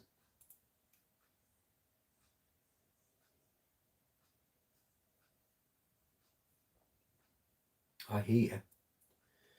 I hear. So if you're new to live chat, you've never been on a live chat before, you're just new to my channel. I'm Mike Brooks. This is Brooks's Space Corner. Live chat number 50. We've done 50. I can't believe it myself. I couldn't tell you where they all went. That they're there. They're there in the live chat playlist. So if you've missed any, you want to check out what we've talked about in the past, or maybe you don't. But there's plenty of good, useful information in there. It's quite easy to go through the videos quite quick. Some of the earlier ones I've got sort of timestamps, so I go through the topics we're talking about and you can jump between those topics quite easily. I haven't done about the last 20, I just haven't had time, but I will. And yeah, they're all there. So the very first one was at the end, well, just before Christmas 2020. And it was the same weekend that we ran the Trace Elliott Elf competition to win the Trace Elliott Elf combo, 1x10 combo. And that's where the live chats started there. And then we did them, they weren't on a regular basis because I didn't know what was going to work and what wasn't. And then round about last September, October, we kind of hit on the right time, the right day. And we built a community of really lovely bass players who sort of attend most weeks. So thank you very much, everyone, for that. It's been great. We're going to carry on doing it from September. We're just going to have a little break and a recharge over summer, and people on holiday and long evenings, long sunny evenings. You don't want to be sat in watching a live chat. Okay, you can watch it outside, of course, but let everyone have a bit of a break and a rest, and then we'll come back recharged in the autumn. Lewis, he's already making custom cabinets with real stain and woodwork. Nice. I handle the box acoustics. Car audio is way more advanced, so a box is small task, like a hobby for me. Excellent. You have to send us pictures, send some demo videos or something, Lewis. So check this out. When it's all ready, it's up and running. That'd be great. Just checking. We've still got live chat working on here. Yes, we have. Excellent. Excellent. So this getting bass celebrities and luminaries up here on the live chat, it's been a nice thing today. So I'll throw it out there. Who would you guys like to see on future live chats? I'm going to invite Dave back again, and Joel and Lee, obviously, and we'll try and incorporate them on the video side next time. The reason I couldn't do it, and I explained it earlier, but I'll try and explain it a little more clearly, is tonight's live chat was scheduled back in March when I planned out how many more we could do up until sort of the summer break, and it fell perfectly. End of May, number 50. Perfect. Couldn't ask any better. But because I'd set the live chat up back then, I wasn't able today to incorporate the live chat duo option, which means you can have me hosting and a guest here on the video. And I've looked every possible way of doing it. The only way I could have done it was to scrap tonight's scheduled one and the link, set up a new one, and that could have confused loads of people who'd hit the notify me button, or if they had stored the link or what have you. And I thought, you know what, it's just going to cause a complete mess. So I will be inviting Dave back at a later date, and Joel, and Lee Sklar, and all the other fabulous people who I extended an invitation to. And we'll try and incorporate them into the dual video thing. It might well even be, because I know this is all possible, I've just got to work out how to do it and whether I've got to buy a load of equipment to allow me to do it, is you can do things via Zoom calls, OBS, and other platforms that will allow us to have a chat window, like 4 or 5 of us chatting, and then relay it onto the live chat, and then the regulars here can either come in on it, or you can just stay in the live chat messaging area and do it that way. So there's some other ideas going forward here. Martin, question for Dave Swift, if you're still there, Dave. If you're still there, a shout out to Fiona Fay would go down well. Sorry, Mike, for the cheeky opportunism. No, it's perfectly all right, mate. At the Dublin gig, she's a huge Jules fan. The only problem is Dave will probably forget that by then. So what I would suggest, Martin, is send him a message either on Facebook or whatever his social media preference is, maybe Instagram, nearer the time. Maybe on the day or the day before, then you've got more chance of that sort of happening. That was my whole thing with today. I sent a lot of invites out for this live chat today, because there's no point trying to contact very busy professional working bass players weeks in advance, because they just won't remember. There's too much going on. It's much easier to contact them on the day, and then they know what they've got going on. And if they're free and they want to come on, they're more than welcome. But if they're not free, or they just don't want to do it, then that's cool. Lewis Wingrove, it's always a pleasure to have those legendary players. Yes, it is. Sloppy when wet. Mike, have you had any experience with those isolation pads that go under a cab? Dave Swift, another question for you there. Experiences with isolation pads that go under a cab. Personally, Sloppy, I haven't. I've never used them. Never really felt a need to use them. I know what you're talking about. I think they're called grammar pads. They're meant to isolate bass frequencies on hollow stages and in noisy rooms with shiny surfaces. But no, I've had no experience with those. And like I say, I've never felt the need to try them. So I couldn't possibly comment, but I think Dave probably has. And obviously, as you'll probably know, Dave's a chief exponent of the Porter and Davis rumble board for if you're using in-ears to get a feeling of bass without there being a noise. So yeah, Dave's tried most of these things over the years, so he's a good man to speak to. Lewis Wingrove, I'm over the moon with their presence. Thanks for taking your time, fellas, to share with us. Yeah, agreed. Martin Fay, understood, Mike. I know what it's like to be busy and under pressure. It's just normally you've got so many things, certainly this time of year, if you're a gigging bass player, there's so many variables you've got to look at for each gig. And I don't know when the Dublin gig is. So if it's a couple of weeks away, Dave's probably got like 10 to 20 shows to deal with before then. And probably some of them aren't with Jules, they're with other things. And trying to hold that nugget of, I've got to do a shout out for someone in Dublin. You aren't going to remember it. You just won't. But yeah, like I say, you know, message in maybe the day before or actually on the day.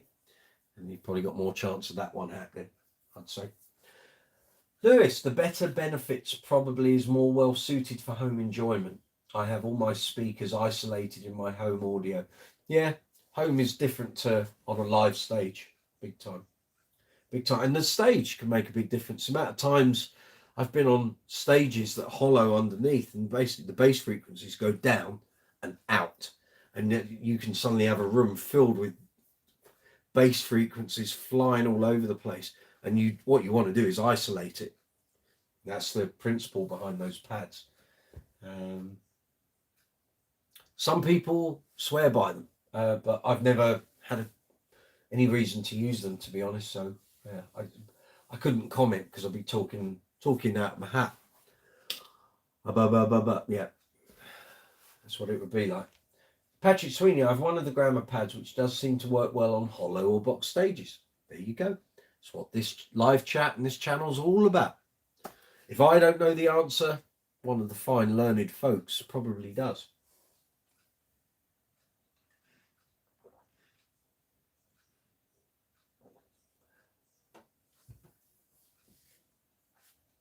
How's that Glenmorangie going down, Martin?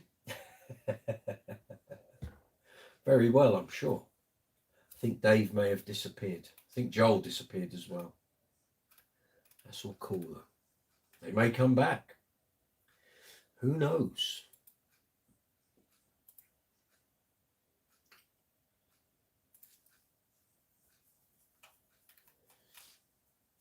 There we are.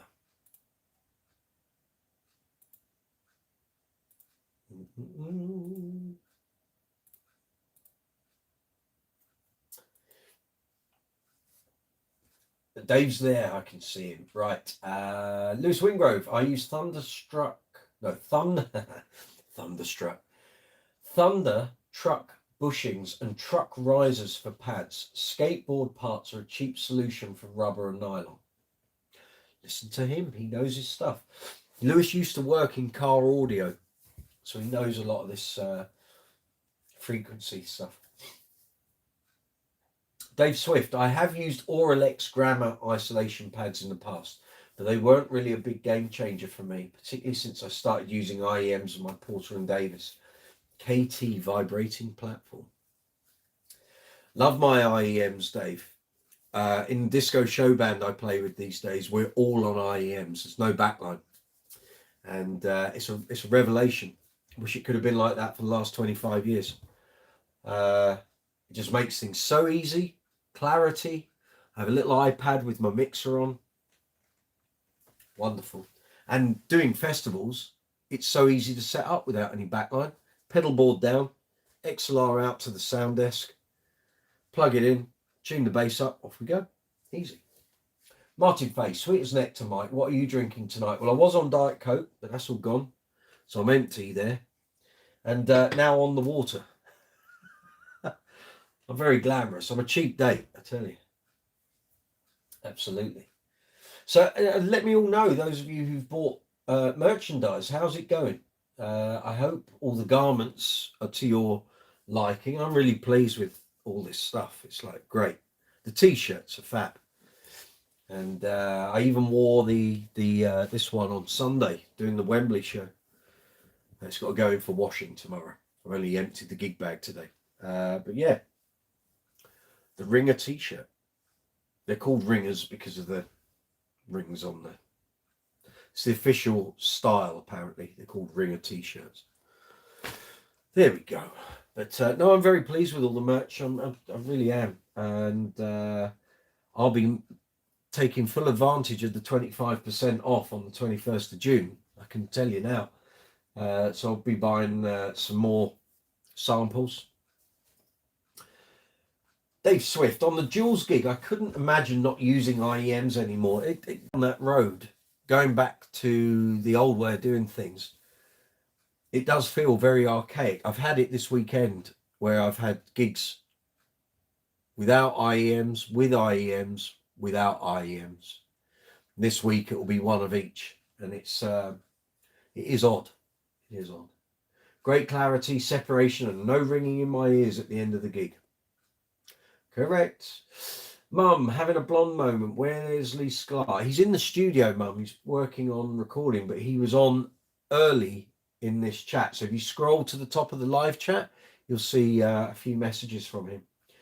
Paul, I had a Homer Simpson moment with this uncertain bass guitar world. I hear.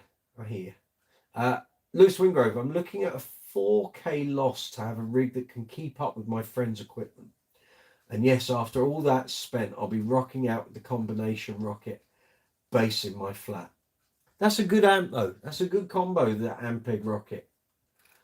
I really like the one I reviewed in the magazine. Yes, I did. Yes, I did. It was very good. Very good for the money. I think we're flying along. I think so.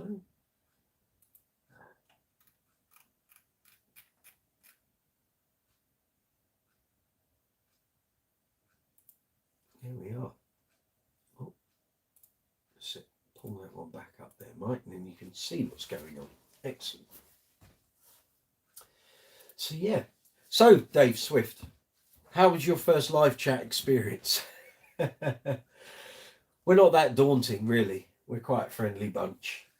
In fact, I think only 2 live chats have we had nutcases on here. They didn't last more than 30 seconds. We blocked them. So yeah, we don't have people being rude and obnoxious. There isn't time for that. We try and keep it as sane as possible. So anyone going out to any live gigs? I know Martin's going to see Dave play with Jules Holland in Dublin.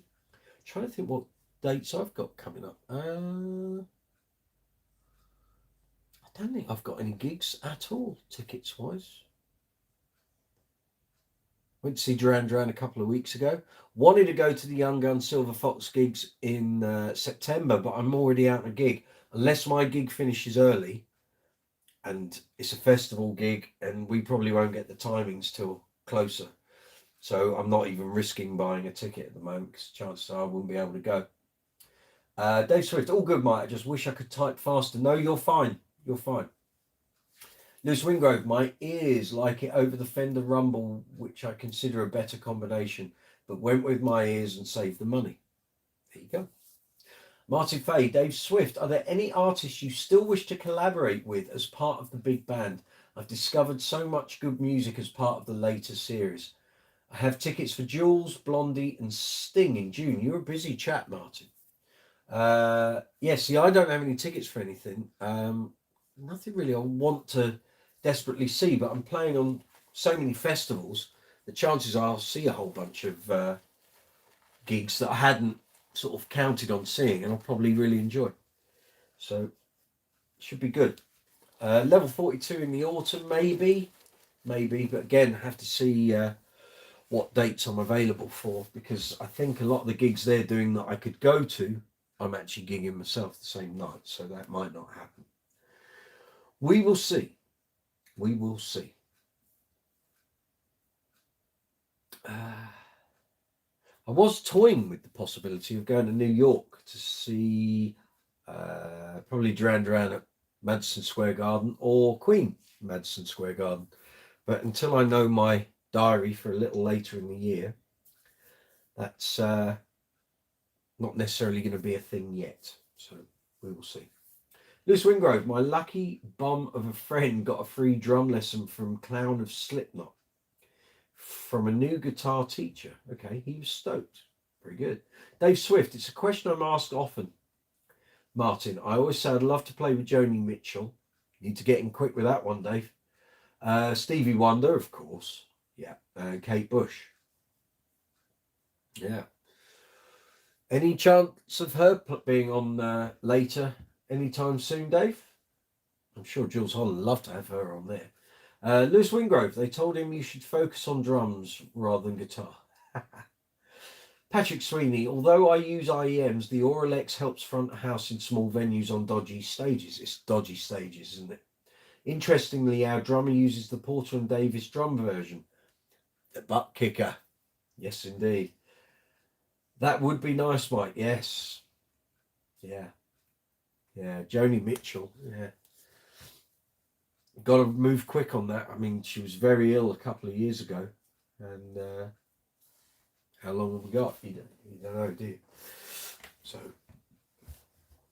but Kate Bush would be great. I'd love to see Young Gun Silver Fox on there.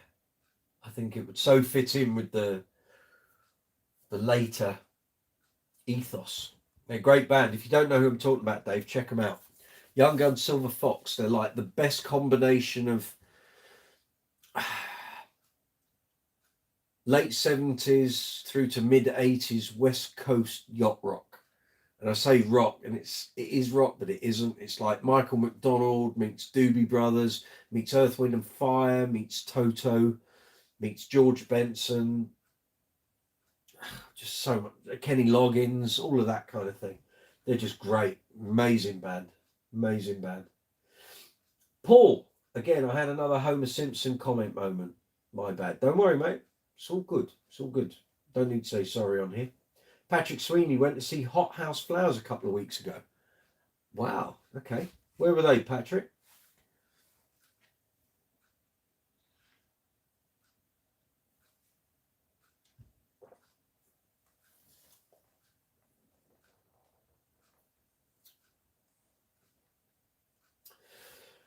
Sound great, Mike. We'll check them out. They are really good. You may already know of the singer. So it's a guy called Andy Platts, plays for a band called Mama's Gun.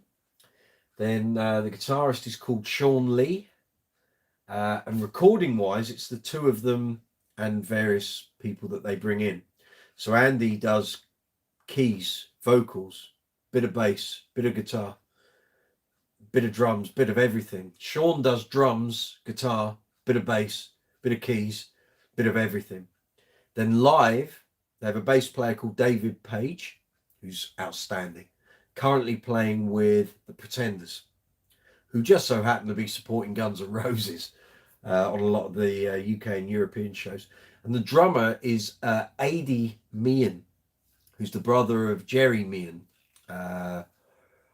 Robbie Williams' bass player. So it's a great band. For a four-piece band live, they're outstanding. Stacey, Dave, they are fabulous. Yes, they are. Patrick Sweeney, they played at the Delaware Pavilion in Bexhill. Young Gun Silver Fox. You should check out Juju, Our Mother Was a Plant. Its killer bass lines are grungy, definitely Dark Glass products on the album. Cool. Oh, you've mentioned that Juju before, Lewis. Yes, I will. I will get around to checking that out. Yeah. Very good. Stacey, Yacht Rock, Ambrosia, Little River Band, Pablo Cruz. It's all that kind of thing. But it's like a melting pot of all those kind of things. And then they produce their own thing out the top. Oh, Hall and Oates as well. There's a fair smattering of that there. Mum, Young Gun Silver Fox get 10 out of 10 from me, and I'm very fussy. I'm not commenting on that. They are outstanding. Yes, they are. This is Martin Fate. Jules' show is so underrated. Discovered so many great acts on that show. Thinking Marisa, Ed Sheeran, etc. Blame Lewis. Saw Jay Rayner's Jazz Sextet 2 weeks ago. Very good and funny. I've not seen that. Yeah. Lewis Wingrove, What a Bad Day and Death by Beautiful Things are the best songs. Okay. I hear you, Lewis Wingrove. I hear you. Stacey, and throw in a little Steely Dan, of course. That's the thing when you try and explain Young Gun Silver Fox. There's so many bands and artists that they've got elements of. You forget a couple, but yeah, just great. Seen them many times since 2019. Well, I say many, 5, 6, maybe. Count them out now. 5. Steely Dan's my dad's favourite, says Lewis Wingrove. Very good. So your dad has good taste then, Lewis. Yeah. I picked up a couple of Demon purchases the other day. A couple of Weather Report albums off eBay. Literally, the CDs are brand new. I think this was 2015.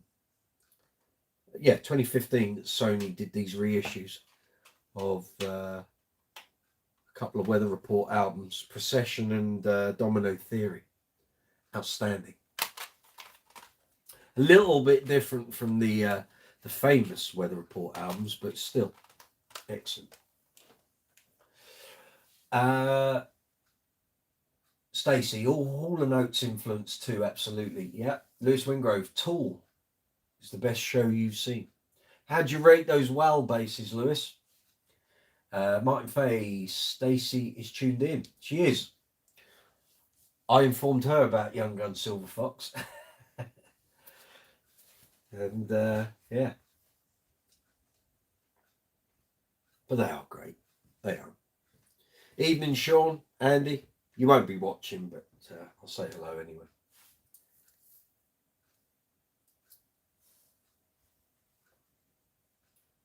Fine chaps. Dave Swift, I'm a big Goldfrapp fan.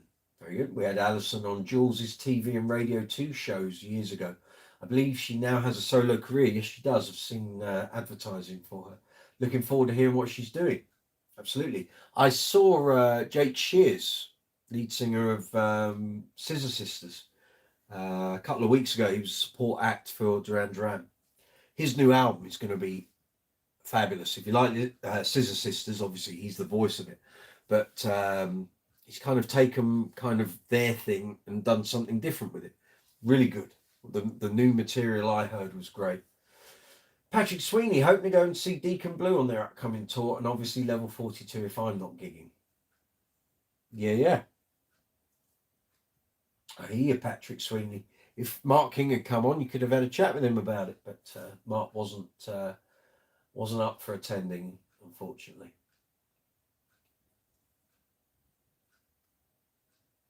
Shame. Actually, let me just check my WhatsApp, because I just want to check that Mr. Neil Fairclough hasn't tried to access and not got through. Let me have a look. Oh, you couldn't. I realised you couldn't hear what I had to go out to WhatsApp. Neil Fairclough tried to attend. He was looking for the video side of things, the same as I'd mentioned to Dave. And he couldn't find the video link because it wasn't there. I couldn't do it because we were using the previously scheduled link. So I couldn't include the live chat duo option. So I will get Neil Fairclough lined up to be on live chat duo on one of the live chats through the summer. We'll see how we go. He'd love to do it. He'd love to do it. But there we are. Okay, there's some new messages there. Martin Fay, Dave Swift. Alison is magnificent. Sad to see her part ways with Will, though. I'm not sure it will benefit either of them. Okay. Blame Lewis. Weather report with Omar Hakim. Nice. Yes. Always love a bit of Omar Hakim. Me and my drummer used to sound check to Domino Theory. Excellent. Nice one. Stacey, really hoping Duran had a few shows in my part of the US on this tour. Yes, they've neglected your area, really, apart from Florida. And I think you said to me they're doing Texas. But again, it's not that close for you. Dave Swift, yes, Martin, I do wonder. Stacey Ann, we missed Neil, darn it, yes. He even tried to ring by phone, but because I'm using my phone as the camera, I wouldn't have heard the call and couldn't get him on, but never mind. We'll get him another day. Martin Fay, did we lose Mike, or is it just me? No, you did lose me very briefly because I had to flick into WhatsApp, and Joel has left as well. He went about an hour ago. Nice of him to say goodnight, but there we are.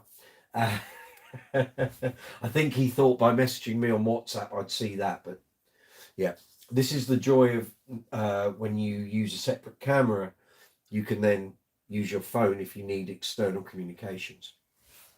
But because I'm using my phone for tonight's live chat, because I didn't know how the video thing was going to work, and if I could use the mobile app to then bring Dave, Neil and Joel into the conversation. But as it was, I couldn't do it without setting up a new link, and then it might have thrown everything all out a bit. So we will do that for another day. But I think Dave's had a good time on here anyway. Blame Lewis. If Mark King had come on, it would have been chaos. Yeah, it would have been. It would have been. But it would have been fun. You know. I think the fact that when I put in the message that some live chats can last 3 to 5 hours, that probably went, absolutely not am I doing that. But I said, look, if you just want to hang around like 15, 20 minutes, maybe take a few questions. He just went, nah, that was it. I did ask. But we got Lee, we got Dave, we got Joel. It's all good.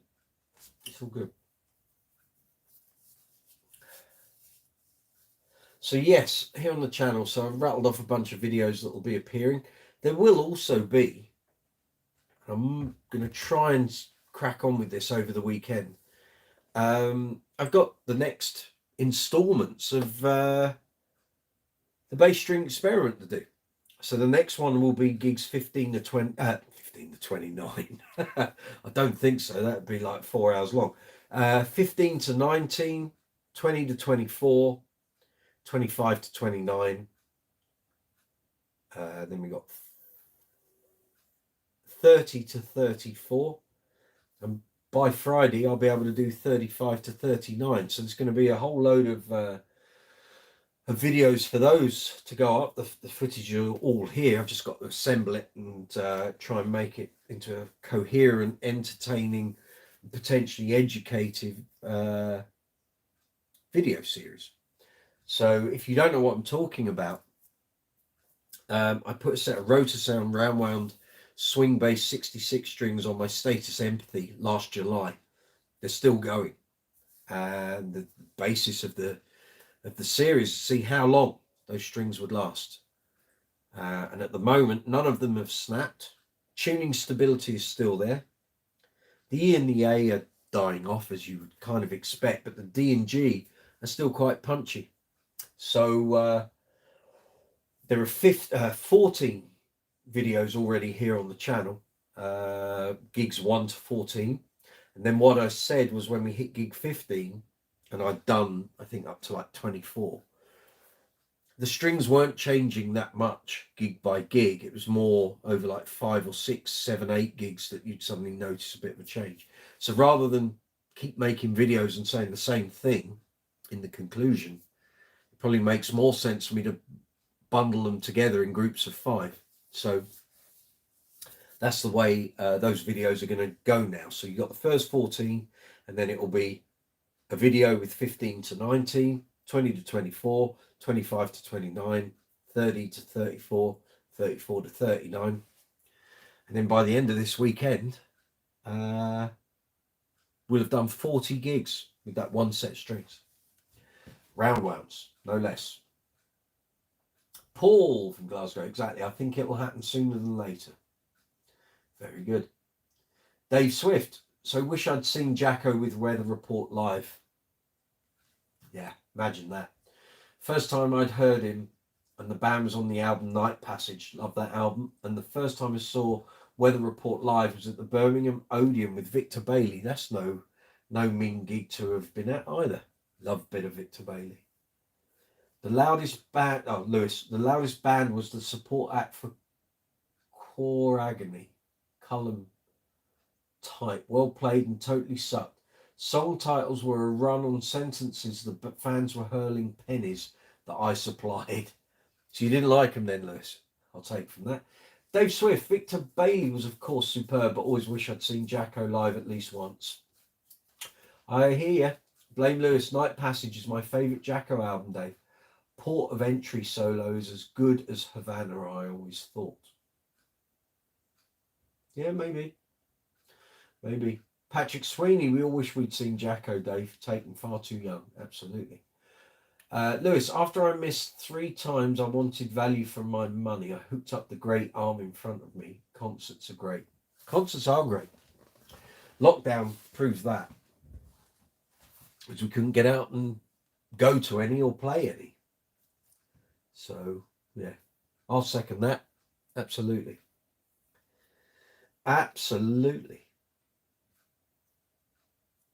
So, Dave, what's the best gig you've ever been to? As a punter in the audience, what's the best gig you've ever seen? I've actually got a few. Actually, Young Gun Silver Fox at Nell's in November 2019 was off the chart. I still believe the best gig I've ever seen in my life was Prince Love Sexy at Wembley Arena in 88. Level 42 at Cardiff University in December 1990 is definitely on there. Trying to think. I've seen so many gigs over the years. Huey Lewis at Wembley Arena was outstanding. Such a tight band. Tower Power Horn section. Great band. I used to love going to see Freak Power in London. They were great. Roachford were great. Supergrass. The first time I ever went to see Supergrass at the Forum in 1999. They were outstanding. I saw them 3 or 4 times after that, and they were never as good as that first gig I saw them at. Let's think, who else? I always love going to see Marcus Miller. Doesn't matter that there's no vocals. I just really enjoy his playing because he plays like a vocalist. And I think the show he did at the Royal Festival Hall in November 2014 was definitely up there. And actually the gig at the Festival Hall in 2009, which was the 2 revisited shows, Miles Davis, was the whole album and then selected tunes. That was great, really great. I'll open it up to all of you. It's the best gigs you've seen, not just Dave, all of you. Lewis Wingrove, L7 came out and saved the show. Stacey, wonder if Mr. Sklar would give us an update on his Bassett's. Marcello and Rossano, I believe that's their names. That is their names. I think Lee is exceptionally busy in the studio.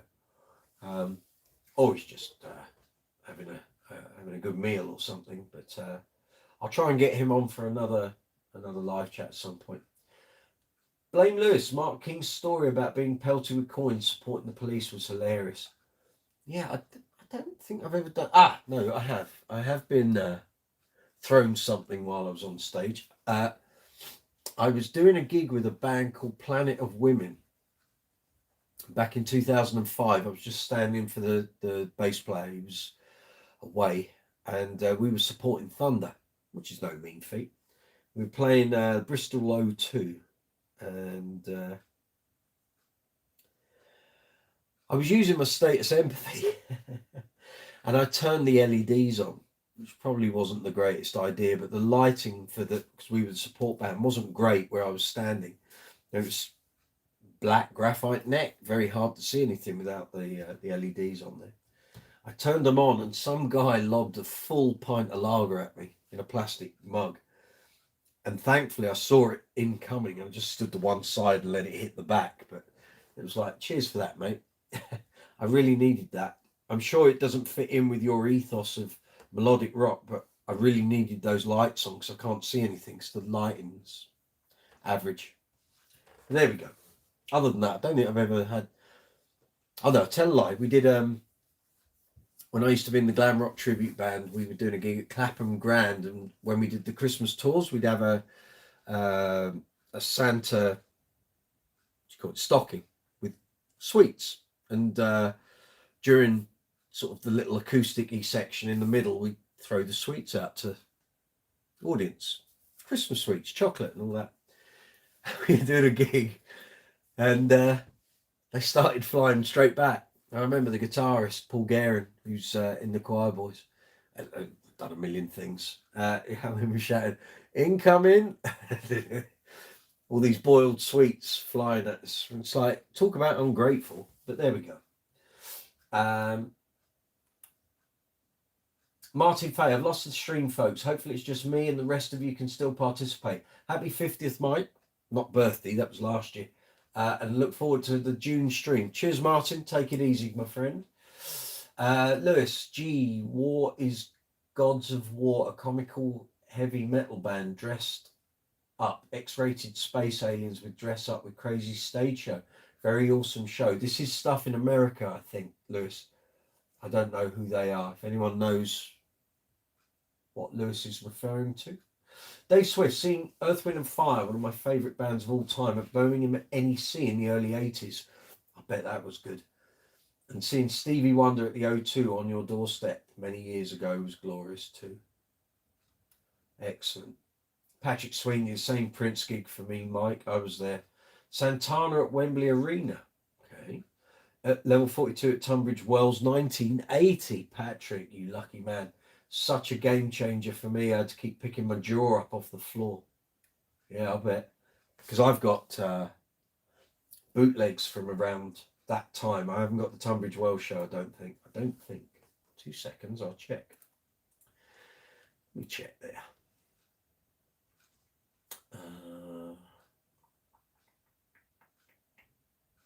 What you're looking for, Mike? That's what you want, right? MP3s. Okay, right. Where are those files? Okay. No, I haven't got it. No, I've got stuff from 81. I haven't got 80. Where have I? No, it was 81. I think if that's the one then broken it down into tracks. Okay. No, that was, I don't have that, sadly. Liz Wingrove, the funny thing is that some of the band members have master's degrees in music. Oh my word. Imagine all that clout and performance in a circus horror show. Yeah. Bad members. No, I think you spelt it right, Lewis. Bad, not band. Maybe.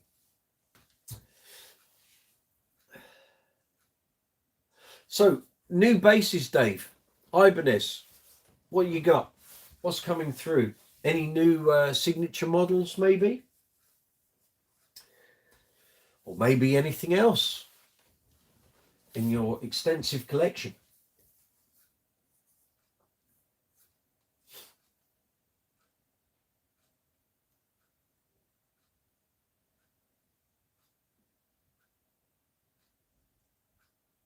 So I'm watching myself jigging about in my chair. Sorry, just got to get comfy, guys. I've been sat on my backside for 3.5 hours.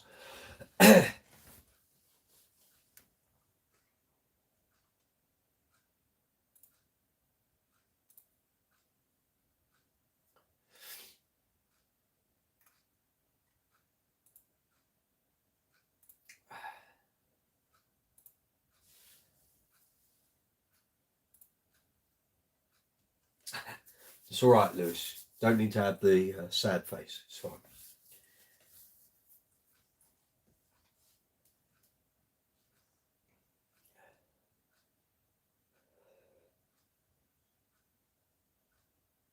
So how many we've got? We've still got 12 people here on the live chat. Thank you for sticking around, guys. Much appreciated.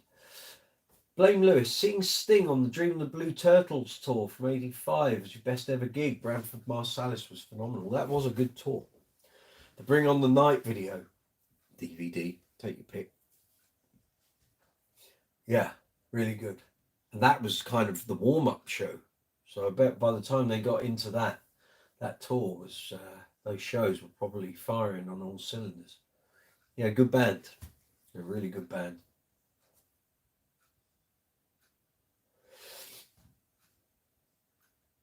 And you watch Darryl Jones on that, and then he's playing with the Rolling Stones. Now, you'd understand, you're not going to turn down doing the Rolling Stones gig, but you see what he's capable of. And actually, stuff he did on Miles Davis's album Decoy is great. What a great player. Liz Wingrove, I'm definitely ready for a bass guitar, but no, I'm wasting my money on the bigger is better thing, amp and cab. Okay. Liz Wingroves, Sting must have been killing it. Wow. Yeah, in 85, he really was. I think 'cause he had so much to prove. If his album hadn't done well and that tour hadn't done well, who knows what might have happened. He had to prove himself, didn't he? Did something, no one really expects him to come out with an album like that. Sort of in the politest sense, and I mean it with all due respect because I love it. Quasi jazz, really. That's what a lot of that album is. But here we go. Dave Swift, hopefully getting an Ibanez SR1356B Premium this year. Don't you just love those catchy and memorable Ibanez name? Yeah. Tell me about it. The amount of times I try and reference that semi-acoustic that I showed earlier, I can never remember that.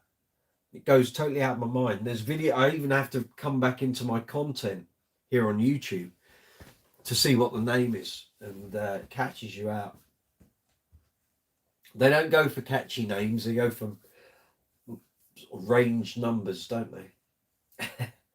Blame Lewis. Yes, playing guitar as well. Lewis, absolutely. Lewis Wingrove, I'm still hooked on his Police bass lines. Aren't we all?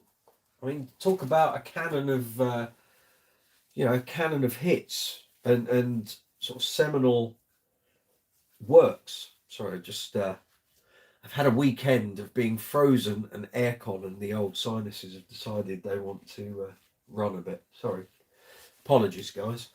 Mum, good 50th. Looking forward to seeing that next 50. Yeah. Who knows? Might get to 100 before the end of the year. That'd be some going. Probably won't if we're doing one a week, but yeah, we'll see. We've got into a good groove with this now. Tuesdays, 8 o'clock, Brooks's Bass Corner live chat. And if you're just entering into the fray, welcome. Live chat number 50 here on Brooks's Bass Corner. You're very welcome.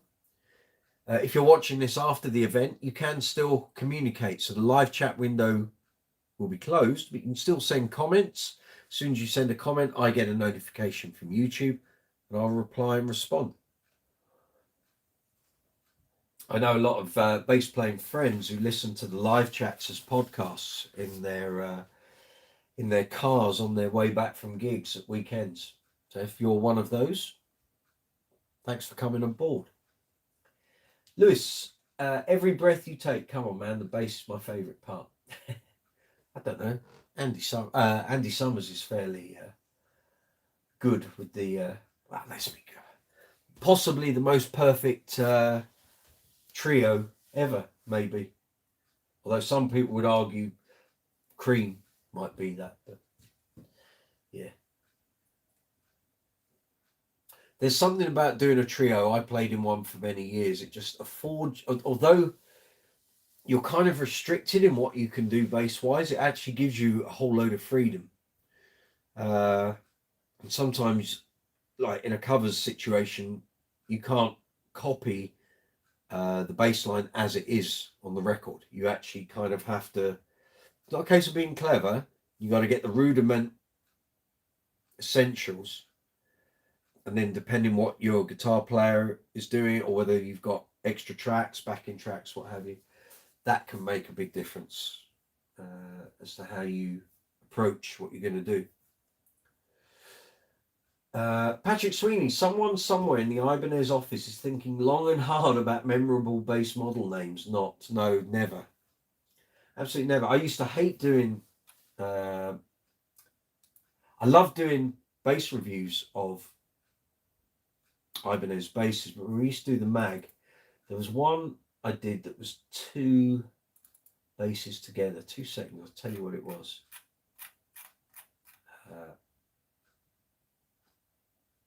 Here you go. So the letters after the number are basically the finish. So let me click on that and we'll get it right. Hopefully that'll fire up. Yeah, there we go. So I did a joint review of 2 Ibanez basses. So from the 2017 range, it was the SR405 EQM-SLG and the SR305E AFM. So what did all that mean? So the 405 EQM SLG is because it's the colour, the official colour was Surreal Blue Burst Coat Gloss with a quilted maple top. And the other one the SR305E AFM, the colour was autumn fade metallic gloss with a quilted maple top. Where's the correlation? There's no QM in that in the second base, not in its number. Crazy behaviour. Lewis, Jane's Addiction, 3 days is epic cool, and bam, they've ruined it with the change up. My example of a perfect song ruined. Dave Swift, I think the issue is, Mike, Ibanez produced so many models so regularly, I guess it's just simpler and easier to name them with numbers rather than actual catchy names. I get it, but it's a shame. Yeah, I get it. Their catalogues are just full of bases and endless colour options. And every year, in fact, I think sometimes they have 2 changes of colour in a year. And like you say, it's easier just to have catalogue number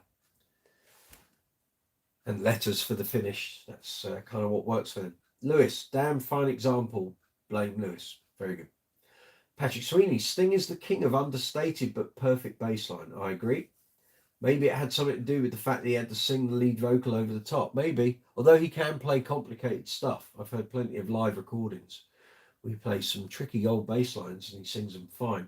And actually, I saw him at Hammersmith in 2017 and he was outstanding. His voice was amazing. And I think at that point he was doing like a gig on, 2 days off, a gig on, 2 days off. And his voice was more than up to it. I mean, I only saw the one night, but he sounded great. And he was hitting all the high notes. He wasn't ducking out of any of the hard parts. He was really on it, which was, really good to see. A bit of a bucket list moment, that one, I would say, in my opinion.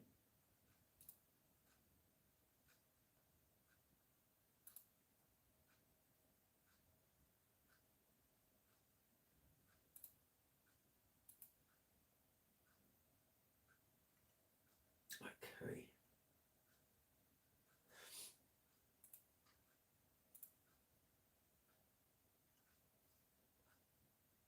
Dave Swift, favourite Sting album is definitely 10 Summoner's Tales.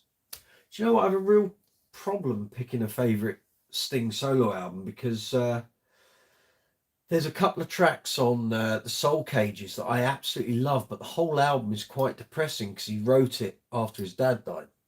And there's probably 4 or 5 songs on there that I really, really love, but the rest of it just, it's a little bit depressing in places. 10 Summoner's Tales is fabulous. Dream of the Blue Turtles is great. And actually, Nothing But the Sun I really like as well. And then after 10 Summoner's Tales, it kind of falls to bits a bit. Brand New Day's okay.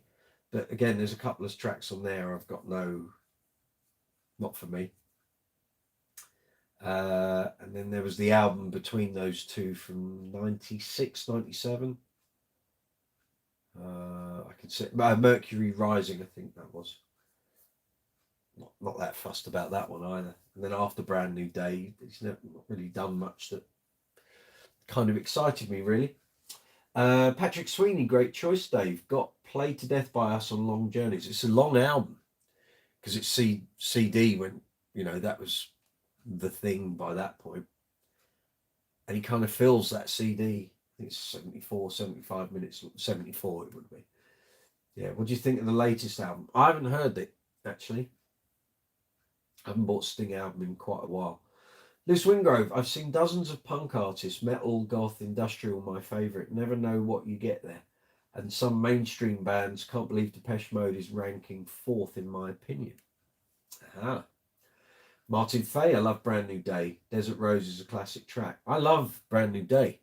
And actually Steve Overland from FM, who I used to be in a band with, we did a bunch of tribute albums. I only did 2 of them. I did the Rod Stewart and Faces one and the Rolling Stones one. Actually, talking of which, I might be able to pull them out of the rack. I can actually show you. Ooh, have they? Oh no, here they are. Oh, track have I put them in?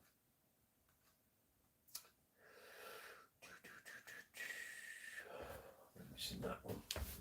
Or maybe it's not. Oh, there we go. I think I had to do my own covers because all I got were the CDs without the covers. Yeah, I did. So I did 2 albums. So yeah, one was called Rod Stewart and His Faces Modified, which was a collection of Rod Stewart and Small Faces tracks. And that one was the Rolling Stones one. And Steve did the Sting and Police one, where he's on some of the tracks. And he sang Brand New Day, and it's fabulous. Check it out on Spotify. Actually, you'll probably find it on YouTube. In fact, let me have a look. I might be able to find it. I'm good like that.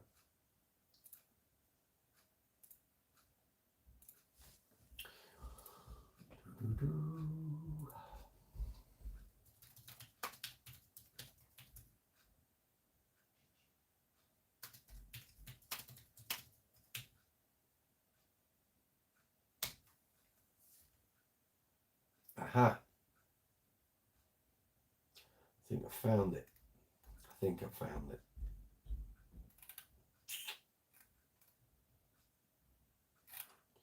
Maybe. No, I don't want the volume on. Thank you. Let's have a look here. They've got loads of his stuff because he did loads of the albums. So they've got a couple of the ones I'm on. Rhythm of My Heart, Rod Stewart's on there.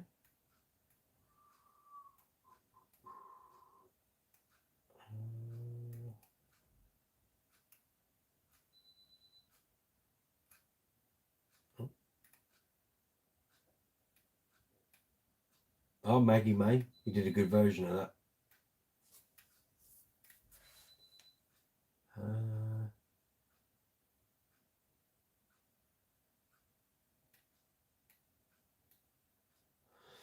I found him doing If You Love Somebody, Set Them Free. He does a good job of that.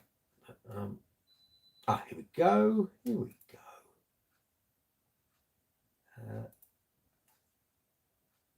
you go. Get your logos around this, people.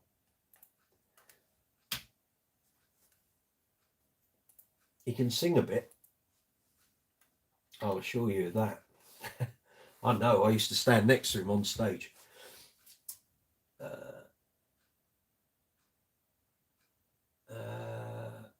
There we go. Stacey, wasn't the Soul Cages the first CD in a paper jeweled box? I'm remembering that from my stint working in a record store. I don't remember that, but I do remember it was the first to use some sort of sound mix processing called Q mix or something like that. Remember, there's a thing on the inside the CD cover. It was specially mixed using some new technology that had come out. Lewis, that band can make a good show. Purchased tickets for my girlfriend. Was miserable in line like a prison sentence. Great show. Excuse me. Imagine changing that attitude. Sting's latest album, Patrick Sweeney. Sorry, I got a bit of a hiccup. So, Patrick Sweeney. Sting's latest album is called The Bridge. Standout track is Rushing Water. Okay, I'll check it out. Martin Fay, the Sting gig in Dublin will be my 10-year-old daughter's first live gig. She's so looking forward to it. She will love it, I tell you. Like I say, he was fabulous at Hammersmith. Lewis, oh, lucky girl, there is a proper first concert. Quite.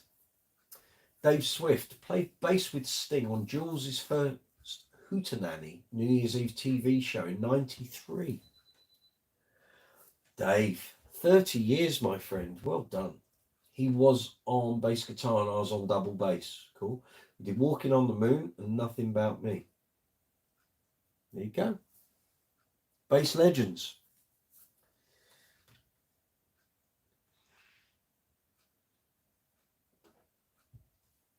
Outstanding. Well done, Dave. Good one. Stacey, check out that Steve Overland performance. Let me know what you think. Mr. O doing Brand New Day. Dave Swift, I was about to step down and let him do all the bass duties, but he insisted I stayed and we played together. There you go. There you go. Apparently he's quite a nice chap, although he doesn't sort of really interface that much. When Joel interviewed him, he said it was he was fine, and but he wanted to know, you know, what does the mag do and how many people read it, and I don't know, it was like he just didn't want to get invested in the conversation that much. Maybe he had a lot of interviews to do that day, maybe, I don't know, I have to ask Joel. But he came away unscarred, put it that way. Dave's, oh no, I've read that one. Sorry, getting ahead of myself. Love Walking on the Moon. Dave Swift, that's a cool story. Dave's got lots of cool stories.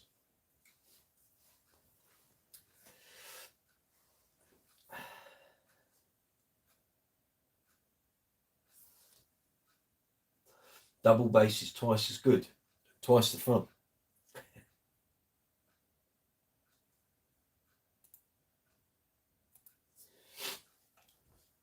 Yes, sir. That is a cool story, Stacey. Yeah. That's as cool a story as when I interviewed Larry Graham, and at the end of the interview, he decided to go off to his hotel room for a sleep before sound check and left me with his bass. There was no one else there. It was me, the bass, and the flight case. And I'm like, well, who's taking this then? No one knew. There were no roadies about. Photographer had gone. Like, what am I meant to do? And then by sheer chance, I think the drummer came out of his room to go to the venue. And I said, there's Larry's bass. That's for you. It's not for me. I could have easily just walked off with it. I really could. I'm not that sort of bloke, clearly. Dave Swift, usually Sting was playing a precision bass with a graphite neck. Yes, he was in 93. There's you can find it on YouTube. There's a performance of him in Norway, in Oslo, and it was on telly. It was on TV. Yeah, he had a precision with a graphite neck. Sounded amazing. It really did. Because at the time he was going through his jazz bass, precision. He had a very small Ibanez, black, I can't remember the model. It'll be an array of numbers and letters, won't it? He was going through all sorts of things, and yeah, then he found that precision with put a graphite neck on it. Seemed to work. Lewis, my first show was Metallica and Queensryche. Okay, Queensryche actually were far better than Metallica in my opinion, but like the show until everyone threw the theatre seats at the band. That's normally not a positive sign in my book, but yeah, each to their own, eh? Excellent. Well, I'll tell you what, we're going to wrap up at the top of the hour. So we've got about another 7 minutes and we'll call it a day at midnight. So it's midnight here. And yeah, so if you've got any more questions for Dave, guys, fire away. And I'll try and get Dave back for another live chat at a later date, and we'll do it on video. So rather than poor Dave having to type his replies in, he'll be able to say them to you. Well, thank you very much, Dave, for attending. And I'll say thank you to the other guys, Lee Sklar, who was on very briefly at the start. My former editor, Joel McIver, thank you very much for attending as well. But Dave, thank you for sticking it out, my friend. Very much appreciated, especially as it was late notice. I apologise for the late notice, but I knew that if I had contacted people like weeks in advance, I'd only have to contact you again today to remind you. So it made far more sense just to do it on the day and see who was available. So I think it worked out quite well. Shame Lee didn't get a chance to come back, but that's okay. I'll drop him a line and see if we can get him back at some point. Paul from Glasgow, if you're still there, please check your emails. Send me one back and then we can sort that out. And yeah, so I'm going to do a little preamble. If you've got any more questions for Dave, fire them away. So this has been live chat number 50. Thank you very much to everyone for attending. It's been an absolute blast tonight, actually. One of the finest we've had, and we've had quite a few good ones in the past couple of months. So thank you for that. Thank you for sticking with it, guys. So we've been going pretty much since about the first week in January. I think we had 1 or 2 weeks where we didn't do a live chat, but other than that, it's been fairly full on. And I have to say, it's been a hell of a year, not necessarily good either. So thank you. I really do appreciate all your commitment to the channel and getting involved in the videos and the live chats. Thank you for all the merch buying, the affiliate sales. It all helps, and we're in a good place, and the channel is kind of on the up, so that's all good. So there'll be a load of long form content going up over the next couple of weeks. There will be some more shorts videos going up as well. There will be the impromptu live chat. So if you aren't already subscribed to the channel, please hit the subscribe button, hit the notification bell, and then you will see when stuff is going on here on the channel. Please give the video a thumbs up. That's really, it's important for me, important for the channel. And thank you to everyone for all the comments, all the likes, getting involved, watching the videos. Without you guys, it's just me producing a load of content. It just sits there. If you guys don't interact with it, get involved, watch it, it's kind of a bit pointless, but it's all good. It's all good at the moment. I saw Dave post a message there. I saw a few actually. Stacey, wow, yes, Dave, thank you so much. Lewis Wingrove, in America, the fans can get pretty stupid and overreact. Expected if a show isn't going great. Got it. Martin Fay, Dave Swift, thanks for joining and staying. Looking forward to seeing you in Dublin in June. You'll be very welcome. Dave Swift, cheers, Mike. My pleasure. Going to love you and leave you all as my wife has just arrived home and her 6-year-old son will be awake. Time for supper, Dave. Surely. Yes, awake very early. Good night, everyone. All the best. Thank you, Dave. Cheers. Patrick Sweeney. Dave, have you visited Jules's place in the wilds of the Isle of Grain? Okay. Stacey, take care, Dave. Come on back for more base goodness. Absolutely. Patrick Sweeney, all the best, Dave. Thank you so much. My mum. Good night, everybody. Take care. There we go. So thank you. If you're watching this video after the event, thank you. Feel free to check out more content here on Brooks's Base Corner. If you wish to help the channel in any way, please subscribe, hit the notification bell, give the videos a thumbs up. Please leave comments. Comments are really important. I don't normally sort of do this, but if you watch any video here on the channel, whether it's a good comment, bad comment, doesn't matter. It all goes into the algorithm and makes the algorithm support the channel. So if you've been watching any videos or you want to watch more, feel free. Please leave comments. It all comes back to me and I see it. If you want to ask a question, feel free. And again, once I get a notification, I'll reply as quick as I can. I'm very good like that. So on that note, I will bid you all good evening. Good night, good morning, good afternoon, wherever you are in the world. Thank you for attending Live Chat 50. I'll see you in a couple of weeks. June 27th is the next scheduled live chat. There will be impromptu live chat. So, you know, keep checking the channel. Make sure you're subscribed. Make sure you hit the notification bell. If you don't, you won't know those live chats are happening. Long form content going up, short form content going up, working hard, lots of gigs coming up. I might even see some of you out on those gigs. Who knows? We shall see. But thank you for making it a great live chat. Take care of yourselves. Have a great summer if I don't see you beforehand. And we'll pick this all back up in September. Hopefully all a bit recharged, sporting our tans, and enjoy your bass playing, you know. And if you've got anything you need to contact me about, you can do it via the social media, Facebook, Twitter, Instagram, Be Real, Reddit, Quora, Discord, TikTok. Or you can leave a message on the community tab and I'll get that. Or again, if you're watching a particular video, you want to ask me something or just comment, feel free. Leave a comment. I'll come back to you as soon as I can. On that note, we're going to call it a night. Thank you very much for making live chat number 50. I think it was a relative success.